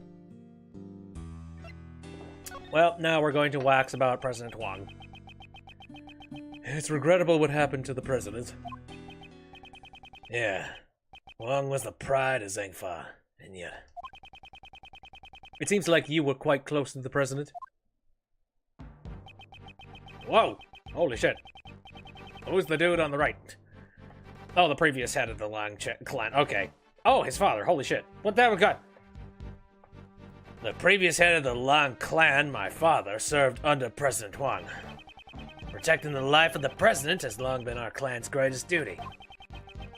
My old man received a great number of special medals from the president himself. As a token of his trust, the president left his will in the protection of the Lang clan. Those medals and that will, they were the pride of our clan, our family treasure, so to speak. Who would have thought the day to unseal that will would arrive so soon? So then I guess the president was like a close family friend? Huh.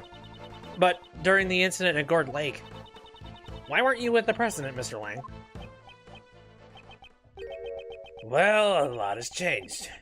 It all happened over 12 years ago. Back then, he and my old man were close friends, and our clan protected the president's life. But then he suddenly changed.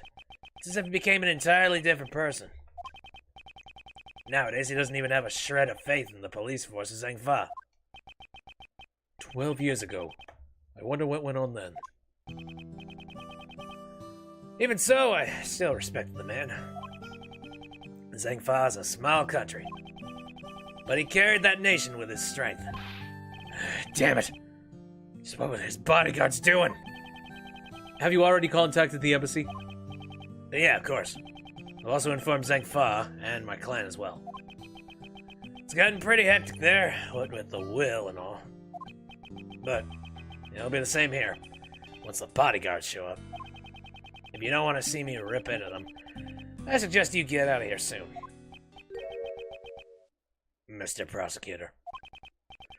Right now, I'm just a single Interpol agent. A literal lone wolf. They probably won't let me be in charge of the investigation. But you better believe my fangs are as sharp as ever. I'll definitely capture the culprit with my own hands, and you'd better not get in my way. Well, very awkward to hear, Prosecutor. Mr. Prosecutor, I'm gonna take my leave here for a bit. There's something I have to check. Agent Lang? I wonder if he's caught on to something. Hello, little boy. Again, what's your deal? I've seen you many times in the course of this game.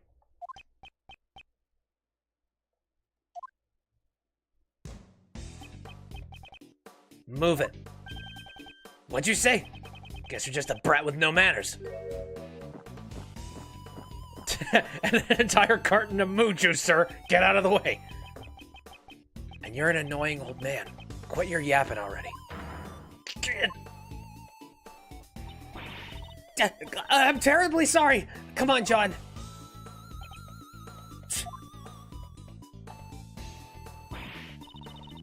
What were you doing? Who was that? Someone from the police. Why'd you suddenly pick a fight with them? That sure was a tense standoff. He didn't budge an inch, even before Agent Lang. Allow me to introduce you. This is John Marsh. He's the lead actor in our movie. The lead actor? Is this Child? Hi, I'm Kay Faraday. Nice to meet you. And this is Prosecutor Miles Edgeworth. Prosecutor? He's a pretty famous prosecutor, you know. But he's not wearing a prosecutor badge. He's frightfully perceptive. Shut your face. Maybe I have it on the inside of my coat. Shut your face. John, it's probably better if you didn't go over there. Whatever. He's pretty stone cold serious all the time. I'm sure a body won't shake him. That's certainly not a sight a child should see. However, he is someone involved with the case. I'll need to speak with him later. Well, by later, I think right now.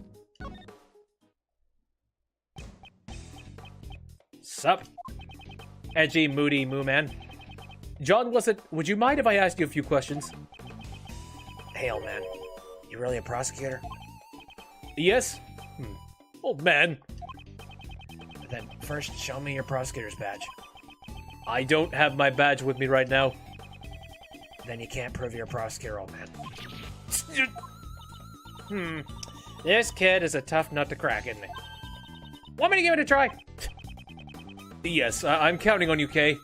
I'm not good with kids. Here, can you try it now? So, John, you're an actor? Yeah, what about it? You're amazing! That's so cool! Not really. Good grief. At least that seems to have worked. About those horns. What about them? John's horns are specifically made prosthetics.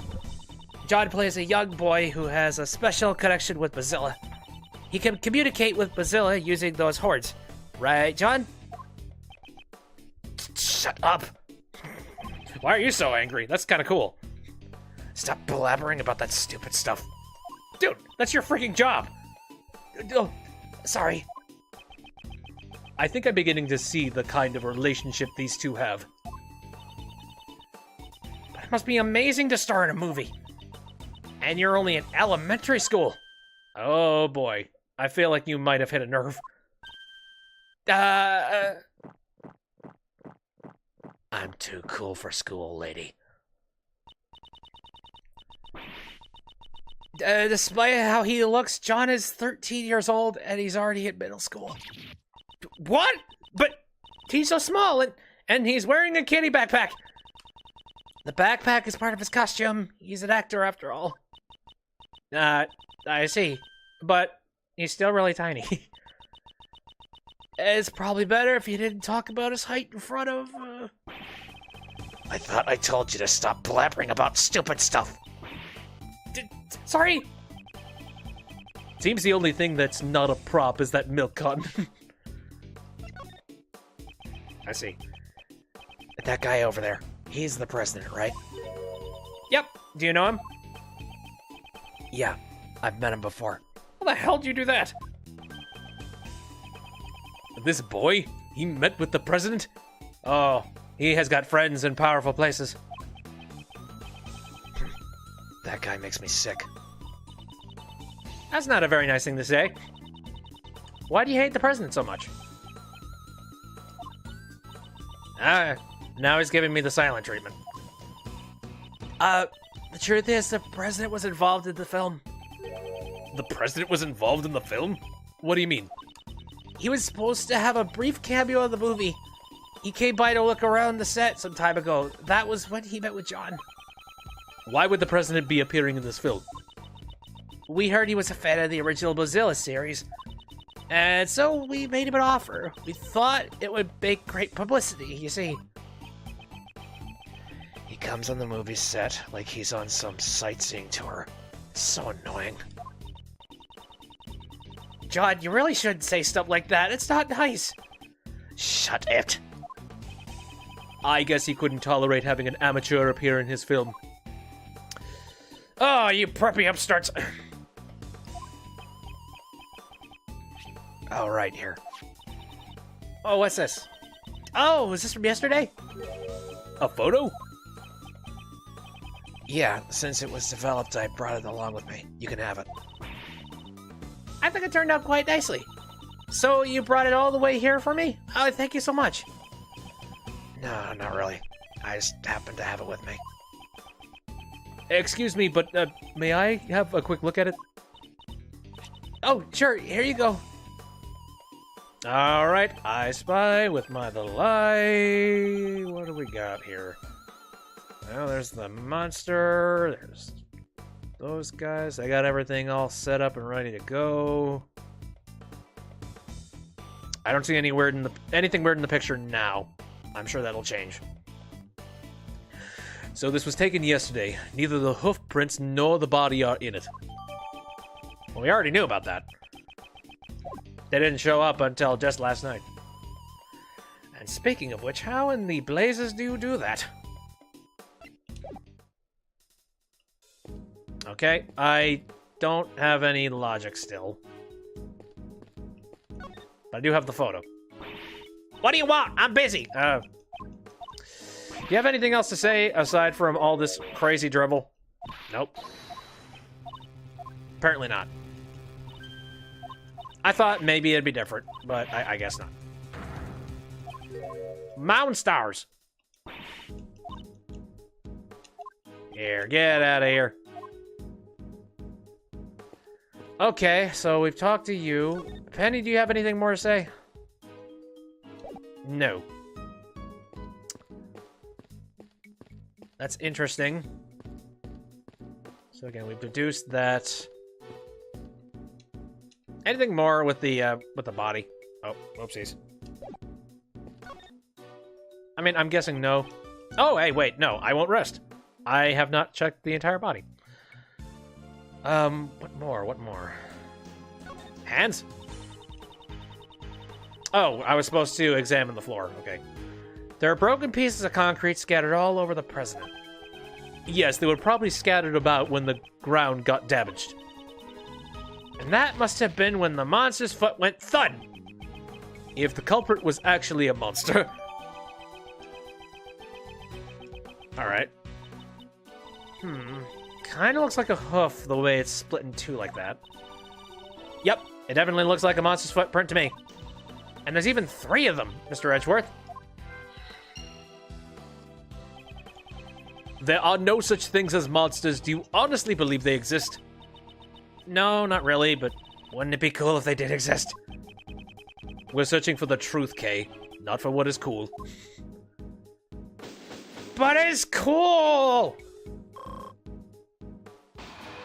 Who cares about truth? I want to fly around with, like, you know, dragons and shit.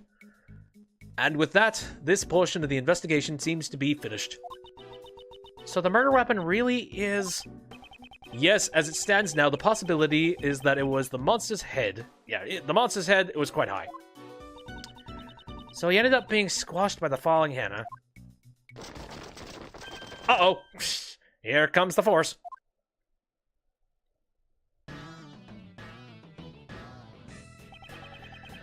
Although they're extremely late to the party guards and the police have finally arrived. Mr. President! They really were far too late. Damn it, who did this? They'll pay for this. I swear I'll make them pay. But you know, this much is enough to put me at ease. The person who did this to Huang. I've already got my eyes on a suspect. What? What do you mean? Even though Huang was the victim, he doesn't have extraterritorial rights here. Your country's police have the right to investigate. However, I've already spoken with them. As an agent of Interpol, they're letting me assist in the investigation. So they've already established a plan for this investigation. Yeah, I've already found my prey. Now it's time for the hunt. Take a look at this. It's a printout from a security camera on the Grand Tower rooftop. Oh, shit! This camera records people as they get off the rooftop elevator. And guess who was recorded? The president and his killer can be clearly seen. Why is Miss Courtney there? So he's saying Judge Courtney is the murderer? Prosecutor Edgeworth, I shall leave this offering to the goddess of law to you. Deliver her divine judgment against Blaze de Best. Could she, who hates the crime more than anyone, have... I don't know. That depends on if she had motive and reason. Agent Lang, I'd like to hear your thoughts.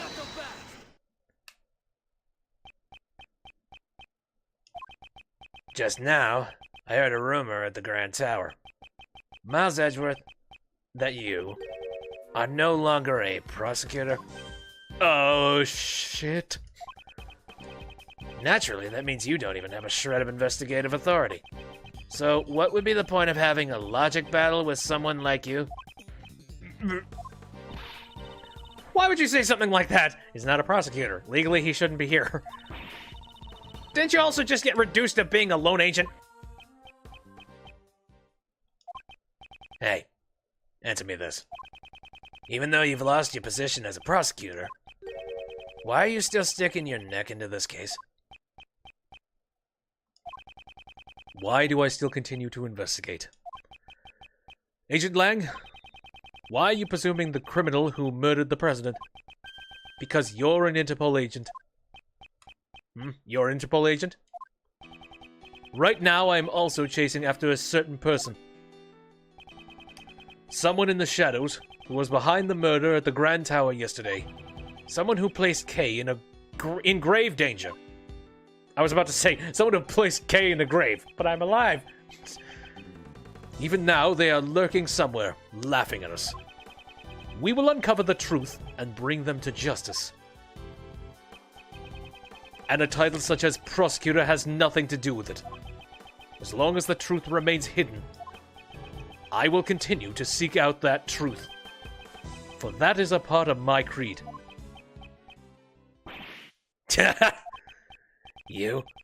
You're always trying to be so clever, but you really are kind of an idiot. Me an idiot? How rude. That's the answer I wanted to hear. All right. I'll play along with you for a bit. I've lost all my men, and you've lost your title. And yet we still continue to investigate. Let's begin this battle of logic between two kindred spirits. You have my thanks. However, I won't go easy on you. I'll definitely catch the criminal who murdered Huang. And I won't let you get in my way. Yes, I wouldn't have it any other way. Let me show you the truth that this wolf has sunk his fangs into.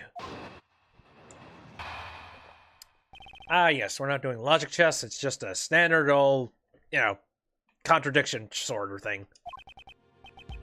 Listen up. That woman met with the president on top of the Grand Tower. 2 nights ago, she pushed the president off the roof and he fell onto the foam line. At the time, there was no one else on the rooftop aside from those two. There's no room for doubt that woman murdered the president. It was just the two of them alone on the rooftop? No bodyguards? Yeah, I confirmed it with those bodyguards over there. They didn't know about it either.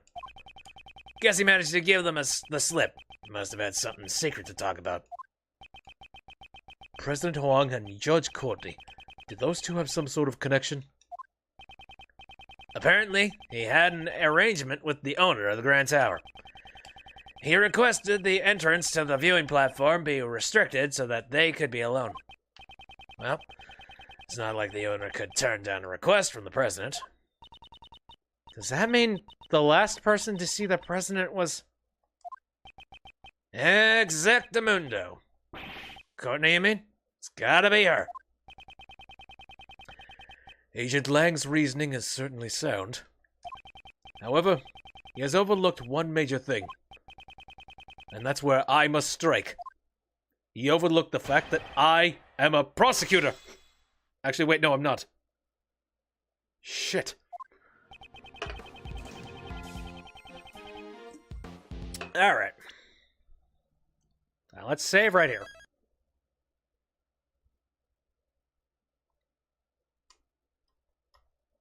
Dum-de-dum-dum-dum.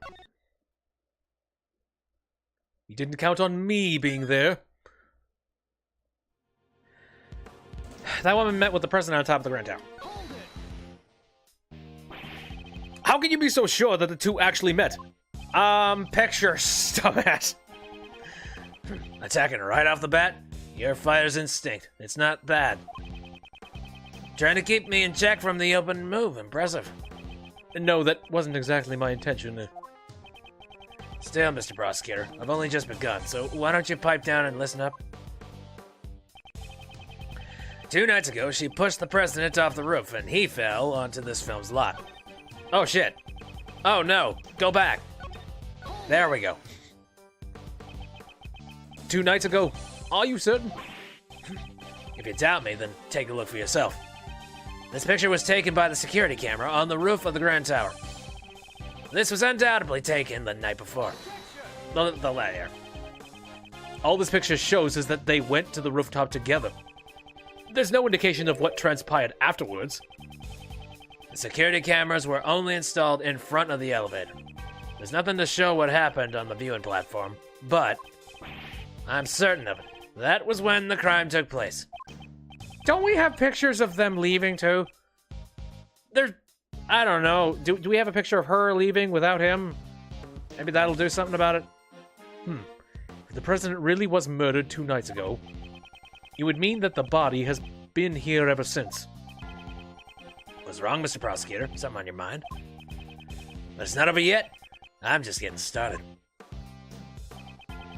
At the time, there was no one else on the rooftop aside from those two. Someone could have been hiding on the viewing platform. That's right. There was even a cotton candy stall up there. The owner of the building has been secretly contacted by the president. He could ill afford any slip-up, so the owner frantically made sure secrecy was maintained. Everyone and everything was cleared out, including the sugar for the cotton candy. Even the sugar? That's just too cruel. However, it was all for naught. The president still nut his head. There's no room for doubt. That woman murdered the president. Do you really think there is no room for doubt? Of course I do. The time, the place, everything points to that woman committing the crime. I see. The time and the place. Everything. Huh? The time following the president's death and where his body was found. It seems I have reached the heart of the matter. Agent Lang has overlooked something major. And that's where I must strike. I'm going to try and do the crime scene notes, perhaps. This was wrong, okay. Agent Lang, please take a look at this piece of evidence. Just what are you trying to say with that evidence? If you don't even know after looking at it, you certainly have fallen to a new low. Brazenly shoving such a meaningless thing into my face. Aren't you the one who has fallen to a new low here? Good. So it wasn't this piece of evidence. What are you doing? You realize who you're up against, right? If you're not careful, you're gonna get bitten. Indeed. I'd better be wary of those fangs. Whatever, let me try this. Crap! Agent Lang, please take a look at this piece of evidence. Nuts. Maybe it's not this maybe it's not this statement. I had an inkling it was this statement. Let me think about this. At the time, there was no one else on the rooftop aside from those two. I feel like this is entirely wrong. But I'm going to try it anyway. Yep. I mean, there's no real proof to say that the Mozilla head even did the murder in the first place, but I could kind of see why that would be maybe something to do with it? Though no. I also feel like it's probably not. Shit. Langsy says, always question words without evidence. Yeah, but it seems I don't even need to question the words that you're saying. It's clearly a pathetic bluff.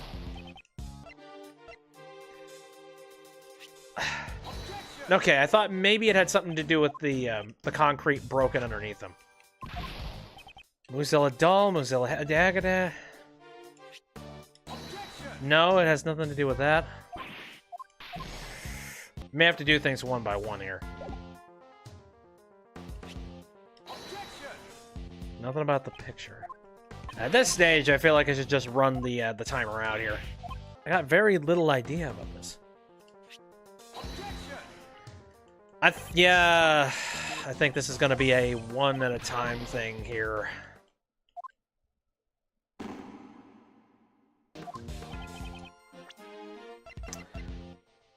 2 nights ago. Holy shit! How is it the commemorative? Was that picture taken on that day? Oh, I guess that would make sense. Shit. Yeah. Oh, yep. It all collects. It all collects now. Whoops. Well, I understand. Yep. That's Ace Attorney games for me. I don't see the connection until the very last minute. Shi Long Lang, for the Interpol agent with the highest arrest rate to have fallen so low. Me falling so low? You just lost twice. What you say? This is a commemorative photo taken by the staff at Global Studios. Everyone's got such great smiles. Well, except for John. No, the little emo bastard. This photo was taken yesterday. What? If Judge Courtney had murdered the president 2 days ago, then his body should have been there when the photo was taken. Perhaps you should have listened a bit more carefully to those involved in the case. Questioning witnesses is one of the basic fundamentals of an investigation, is it not? I've captured Mr. Edgeworth's great smile. Put that down. I'm going to burn that camera later. You really do look most alive when you're cornering your opponent. Just as I suspected. It's been a while since I've felt like this. Agent Lang, haven't you been a little hasty in your reasoning? I don't need your advice. Langzy says, the wrath of a wolf lasts 100 years. My anger towards the woman who killed the president cannot be suppressed. I too wish to capture the culprit. However, there's no doubt that the body appeared here last night. Therefore, the president could not have fallen to his death. Yeah, he was crushed by the monster. Maybe. I was about to say, it's like, he was crushed by the monster. No, he was not. Monsters do not exist. The crime occurred here at the film lot, not on the rooftop of the Grand Tower. So that's what you think. Still, I don't intend to stray from my logic either. However, he could not have fallen to his death 2 nights ago. This photo proves that. Is that so? Think about it this way. 2 nights ago, Courtney pushed the president off the roof and killed him. Afterwards, she snuck into the film lot to hide the body. In here? Wouldn't it be easy to hide a body in a costume or behind all this equipment? Then all she had to do last night was retrieve the body. Once we search this area, we'll know where she hid the body. Why would she undress the body in a costume and then put it down? Your logic makes no sense, sir. Unfortunately, there is no need for a search. What'd you say? This piece of evidence proves that Judge Courtney could not have hidden the body.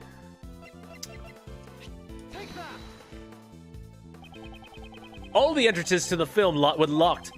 The chain on the back entrance was only cut last night. What? Therefore, Judge Courtney could not have entered the film lot 2 nights ago. But the president could only have fallen 2 nights. Why are you so insistent that the crime occurred 2 days ago? Why? Because there's still more to the security camera footage. Finally, good. Fill that out, please. photo was recorded 10-20 minutes after the president went up to the roof with that woman. Oh, shit. That woman, she came back down on the elevator alone. After that, there was no sign of the president getting on the elevator at all. There's no other way for the president to go down without using the elevator, is there? Besides getting pushed off the roof by that woman, that is. I could think of one. The president never came down from the rooftop? That's right. The security camera is always watching the entrance of the elevator. It was specifically set up to record anyone who entered or exited the rooftop. Essentially, the camera created a locked room, one which the president vanished from. A locked room, I see. Do you know heads or tails about the previous case I was in? This is quite an unfavorable piece of evidence for Judge Courtney. Well, again, whoopty shit. It's made moot by the fact that you can get down from, like, another door. A rooftop escape! That's a difficult feat. So even the Yadagarasu can't just fly to the sky? That's right. I still need more training to be able to pull that off. Are you saying you're going to train yourself to fly? Maybe glide with style. And then faceplant headfirst into one of these skyscrapers. Alright, save. I didn't get out of that unscathed, and you know what? Perfectly fine. I'm fine with taking my lumps.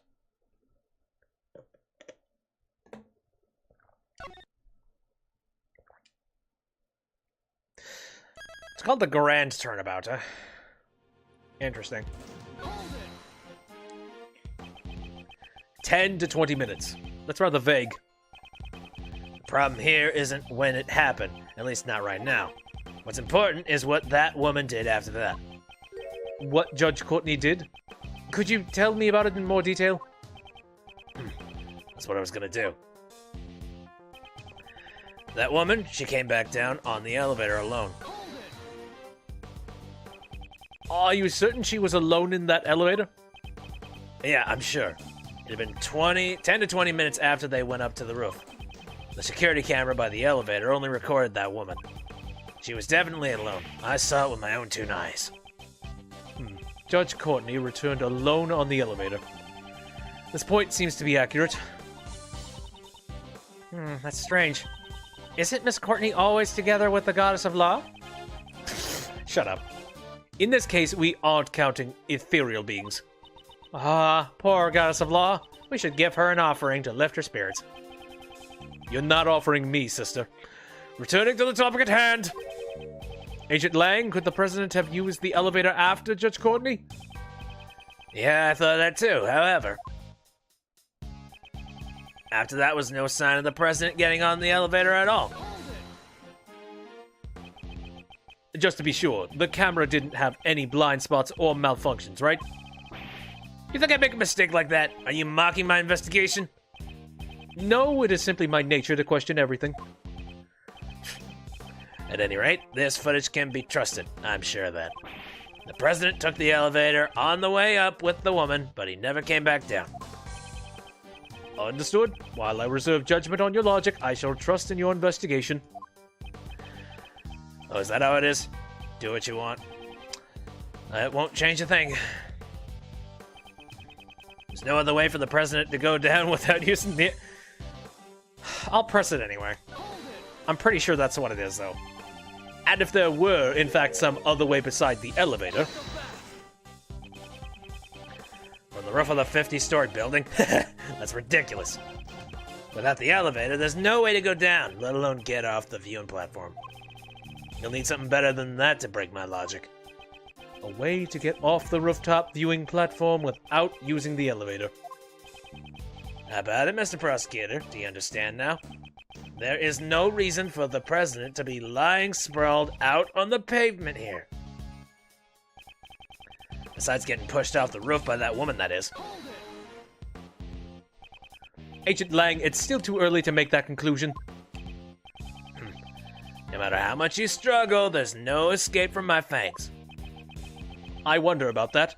Perhaps there's a hidden route that allows us to escape from the locked room and your fangs simultaneously? Whoa! The proclamation of a miraculous escape. Even a great thief's gotta pay attention. Now you've said it, Mr. Prosecutor. If that's what you think, then show me. That hidden route of yours. Hint, hint, nudge, nudge. If you don't understand the logic behind this puzzle, you're an idiot. A locked room created by the security camera. Is falling off the roof really the only way of us to escape this locked room? No. There's no other way for the president to get down without using the elevator. Well, what would be the piece of evidence that would point best to it? Now again, I think the thing that would is the fact that the Grand Tower says right here, there's a secret entrance to the 51st floor on the roof. That one was pretty easy. Caught you. As a matter of fact, there was one. A hidden route, that is. A way down without using the elevator? You better not tell me he flew off or something. There's no way he could fly with that gut. There's no need for that. It's quite... Actually, now that I think about it, maybe he's such a windbag, perhaps he could just, like, blow out that air and, like, rocket his way to the other rooftop. There's no need for that. It's quite simple. The president just needed to know about the existence of the hidden 51st floor. 51st floor? This building has a hidden 51st floor. It is accessible through a secret hatch on the rooftop. Using that route, it would be possible to leave the rooftop without using the elevator. Hidden room. Secret hatch. How could the president have even known about that? I wonder. I don't know the answer myself. I am merely raising a possibility. In the first place, what's with this all about? The hidden 51st floor? Sounds like something that Ninja Girl over there would love to get into. No way. I'm sick of that place. For Kay, that place only holds bad memories after all. The 51st floor was a secret storeroom for the black market auction. Its true purpose was only exposed yesterday. Black market auction? You aren't suggesting the president was involved in something like that, are you? I have no proof. However, the possibility exists, does it not? I wouldn't put it past that president. Impossible! The president would never... He would never be involved in a black market auction! What's this? You punks. Are you prepared? If you're gonna spout nonsense like that, I'll tear you to pieces. Eek! She ran away. You don't have any idea the amount of respect that man has earned from his country's people. I see. We have seen the president's true colors. Yep. Sad, buddy. However, the people of Zhengfa remain in the dark. Should I inform Agent Lang of the president's true nature? No, telling him now would only further cloud his judgment. I understand, Agent Lang. Please calm down. We spoke out of line. I apologize. Sorry, my emotions got the best of me. And Kay, how long do you plan on hiding? You can come out now. I'm sorry. That's fine. My anger is directed towards the president's killer. Well, I'll be. You're actually a pretty good guy, ain't you? Run, lady, run. You don't want to get in his crosshair. That's loyalty to your president. It's mighty admirable. What's it to you? Ah, don't be like that. I got some good news for you, I reckon. What? The president ain't never passed through the 51st floor. You can count on me. Really? I was in the storeroom myself, and I saw it with my very own eyes. And that's right. She snuck into the storeroom that day. Okay, so he hid somewhere else then. So it's not as cut and dry as I thought. Thanks. Hey, Mr. Prosecutor. What is it? I don't intend to give the culprit a single step of leeway. No one's seen the president since he met with Courtney 2 days ago. That doesn't change the fact that the body wasn't here yesterday. If he were pushed off 2 days ago, it would be odd that he would found He wasn't found until yesterday. I doubt a fall from the roof would take a whole day. Maybe he's like... Maybe all of that air makes him like a balloon. I'll admit there are a few things I still haven't figured out. Regardless, there's one thing I am certain of. There is? What exactly occurred here last night? I'm certain we'll have to look into that in order to uncover the truth. Because the body and the hoof prints could have only appeared last night, right? Hello, policeman. Agent Lang, we'd like to bring the body in for the autopsy. Lang, it's in your hands. Make sure you show the proper respect. I also have one more thing to report. What is it? We found some footprints near the body. They were left within the area that looks like a monster's footprint. There were human footprints within the monster's footprint? What kind of footprints? Sir, they were footprints of a child, about the size of an elementary school student. Uh-oh. What? Huh? An elementary school student? Wait, can it be? Who was that? Miss Nichols? I'm so sorry. I didn't mean to interrupt you. Please excuse my rudeness. Is there something you want to say? What is she so scared of? I'm worried that you'll think poorly of me, but please let me testify something. It's really important. That's not something you need to be so worried about. What is it? Last night, I actually came here. What? Tick! Why'd you come here? Well, I got a little worried, so I stopped by to check up on John. John? You mean John Marsh? As I thought. Yes, last night, John stayed here late in order to practice by himself. Wow, he's really dedicated. Or a murderer. Well, this movie is the first time he's starring as the lead role, so I'm sure he wants to do his best. She must have witnessed something last night. When was this?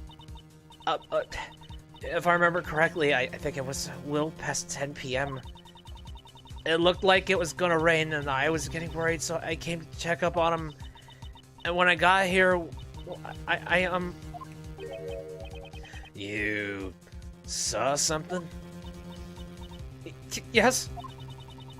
John was practicing by himself, and right above his head, I saw a long neck. The shit? A neck? Yes, its skin was really scaly, almost like a reptile. It was like the neck of a dinosaur. God damn it. Whoa there! Could that have been Gordy? Last time I went hunting for it, it was a bust, but I reckon this could be the real deal. Chill your pants down, lady. What? So this time it's Gordy? That's right. He was really surprised. After all, John is the boy who can communicate with Mozilla, but in the movie, not in real life. Yeah, that's right. Them horns on him lets him hear what the monster's saying, right? Does he just keep those prosthetics on at all times? Even so, he was looking up at Gory's face and he was talking to it. You know, it's like they were friends. Doesn't that sound weird? You said it, sister. That's pretty darn strange, I reckon. That boy's a little traitor. It seems she's gotten reality mixed up with the movies. Hey, Missy, did you really see that?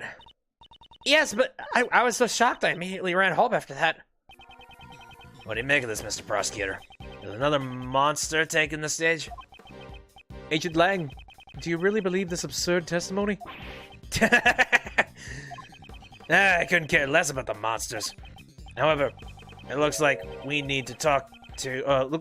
We need to talk to next has been decided now, hasn't it? John Marsh. He was here last night. It's very likely he saw something, isn't it? Attaboy. John Marsh, we got some questions for you. Well, where is he? John kind of left a while ago. What? Let's go after him. Whoop, whoop, whoop, whoop, whoop, whoop, whoop, whoop. April 6, 10:54 a.m. outside Grand Tower Plaza. Why would he be here? This ain't his house. Or maybe it is, I don't even know. Where'd he run off to? He might have just gone back home. That's right. I mean, it doesn't look like they're going to get any filming done today. Or he may run away. Aren't you just overthinking things? He's still a child. I can't imagine that he could have murdered the president by himself. Who said he was alone? Maybe that monster helped him. That boy can summon a monster to his aid, right? Very funny. I'm not saying that kid's definitely the culprit. But right now, he's the most prominent witness we have. Prominent, rather. So we'll need to find that brat. Well, where would he be? Gumshoe! Mr. Edgeworth! Gummy! Oh, Gumshoe, no. Come back for hugs. He ran away. What is the detective doing? It doesn't matter. It's not like I can rely on this country's police anyway. Agent Lang, do you intend to continue investigating by yourself? Yeah, that's right. You got a problem with that? Didn't you always have a small army of subordinates with you before? That's right. But, you know, being a lone wolf isn't all that bad. You don't have to worry about your subordinates or partners. All you need are your fangs.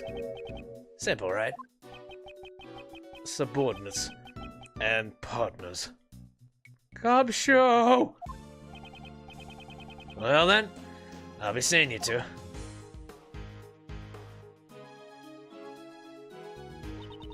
Things are getting interesting.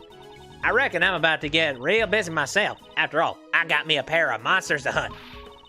I'm definitely getting my hands on this scoop. Whoop, whoop, whoop, whoop. Things have gotten pretty crazy, haven't they? Indeed. There's the footprints of Mozilla, and now the shadow of Gordy. It's almost exactly like the movie. How about we go monster hunting too? Well, isn't that... Oh? Isn't that one of Lang's men? Weird. He's one of Agent Lang's subordinates. We met him during another case. Excuse me. Oh, yeah, the MIP. Oh, Prosecutor Edgeworth. It's been a while. Shouldn't you be following Mr. Lang?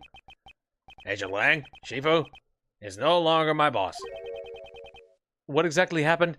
Were you there or not? I think you were there. Do you remember the incident from 1 month ago? The Yadagarasu incident we had been involved with. Agent Lang made a major mistake back then.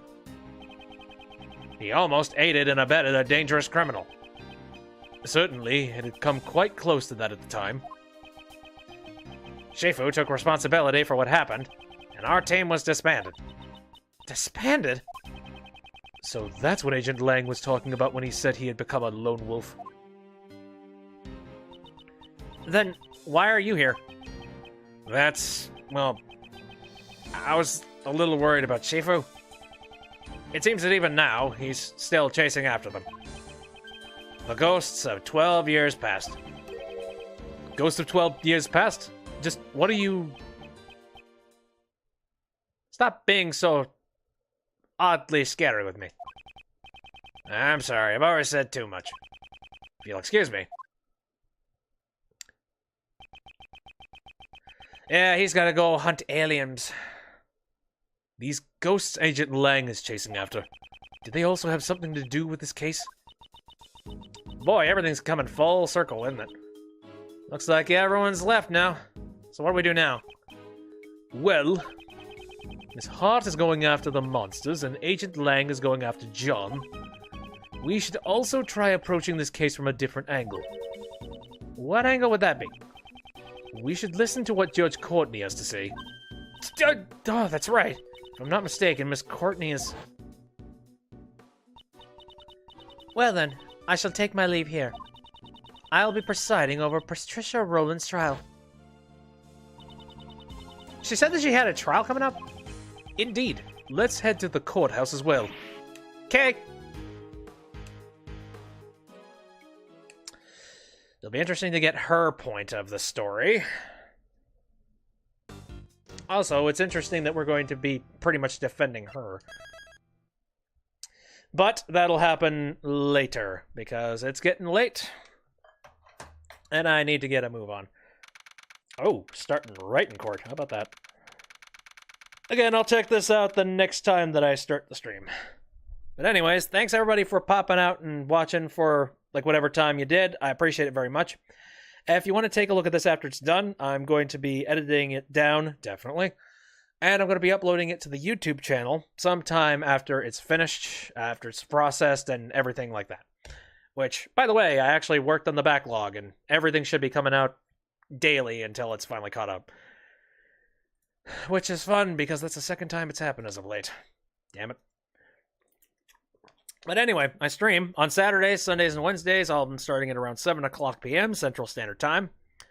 Some other stuff that I'm doing, aside from the Ace Attorney games, is that I want to do another VR stream sometime soon. I'm not sure when, but I really want to play Budget Cuts again. That was really fun. I haven't done a Hat in Time game in a while. That's another thing. I have also been... What other stuff? You know, okay, wait, I just noticed something. Yeah, Courtney is the main judge in the room. And then I just noticed that we have a Von Karma and a Mr. Shields in the room. and down in the bottom corners there. Anyways. I think that will about do it for everything I gotta say. So, again, thanks for coming out. See you next time.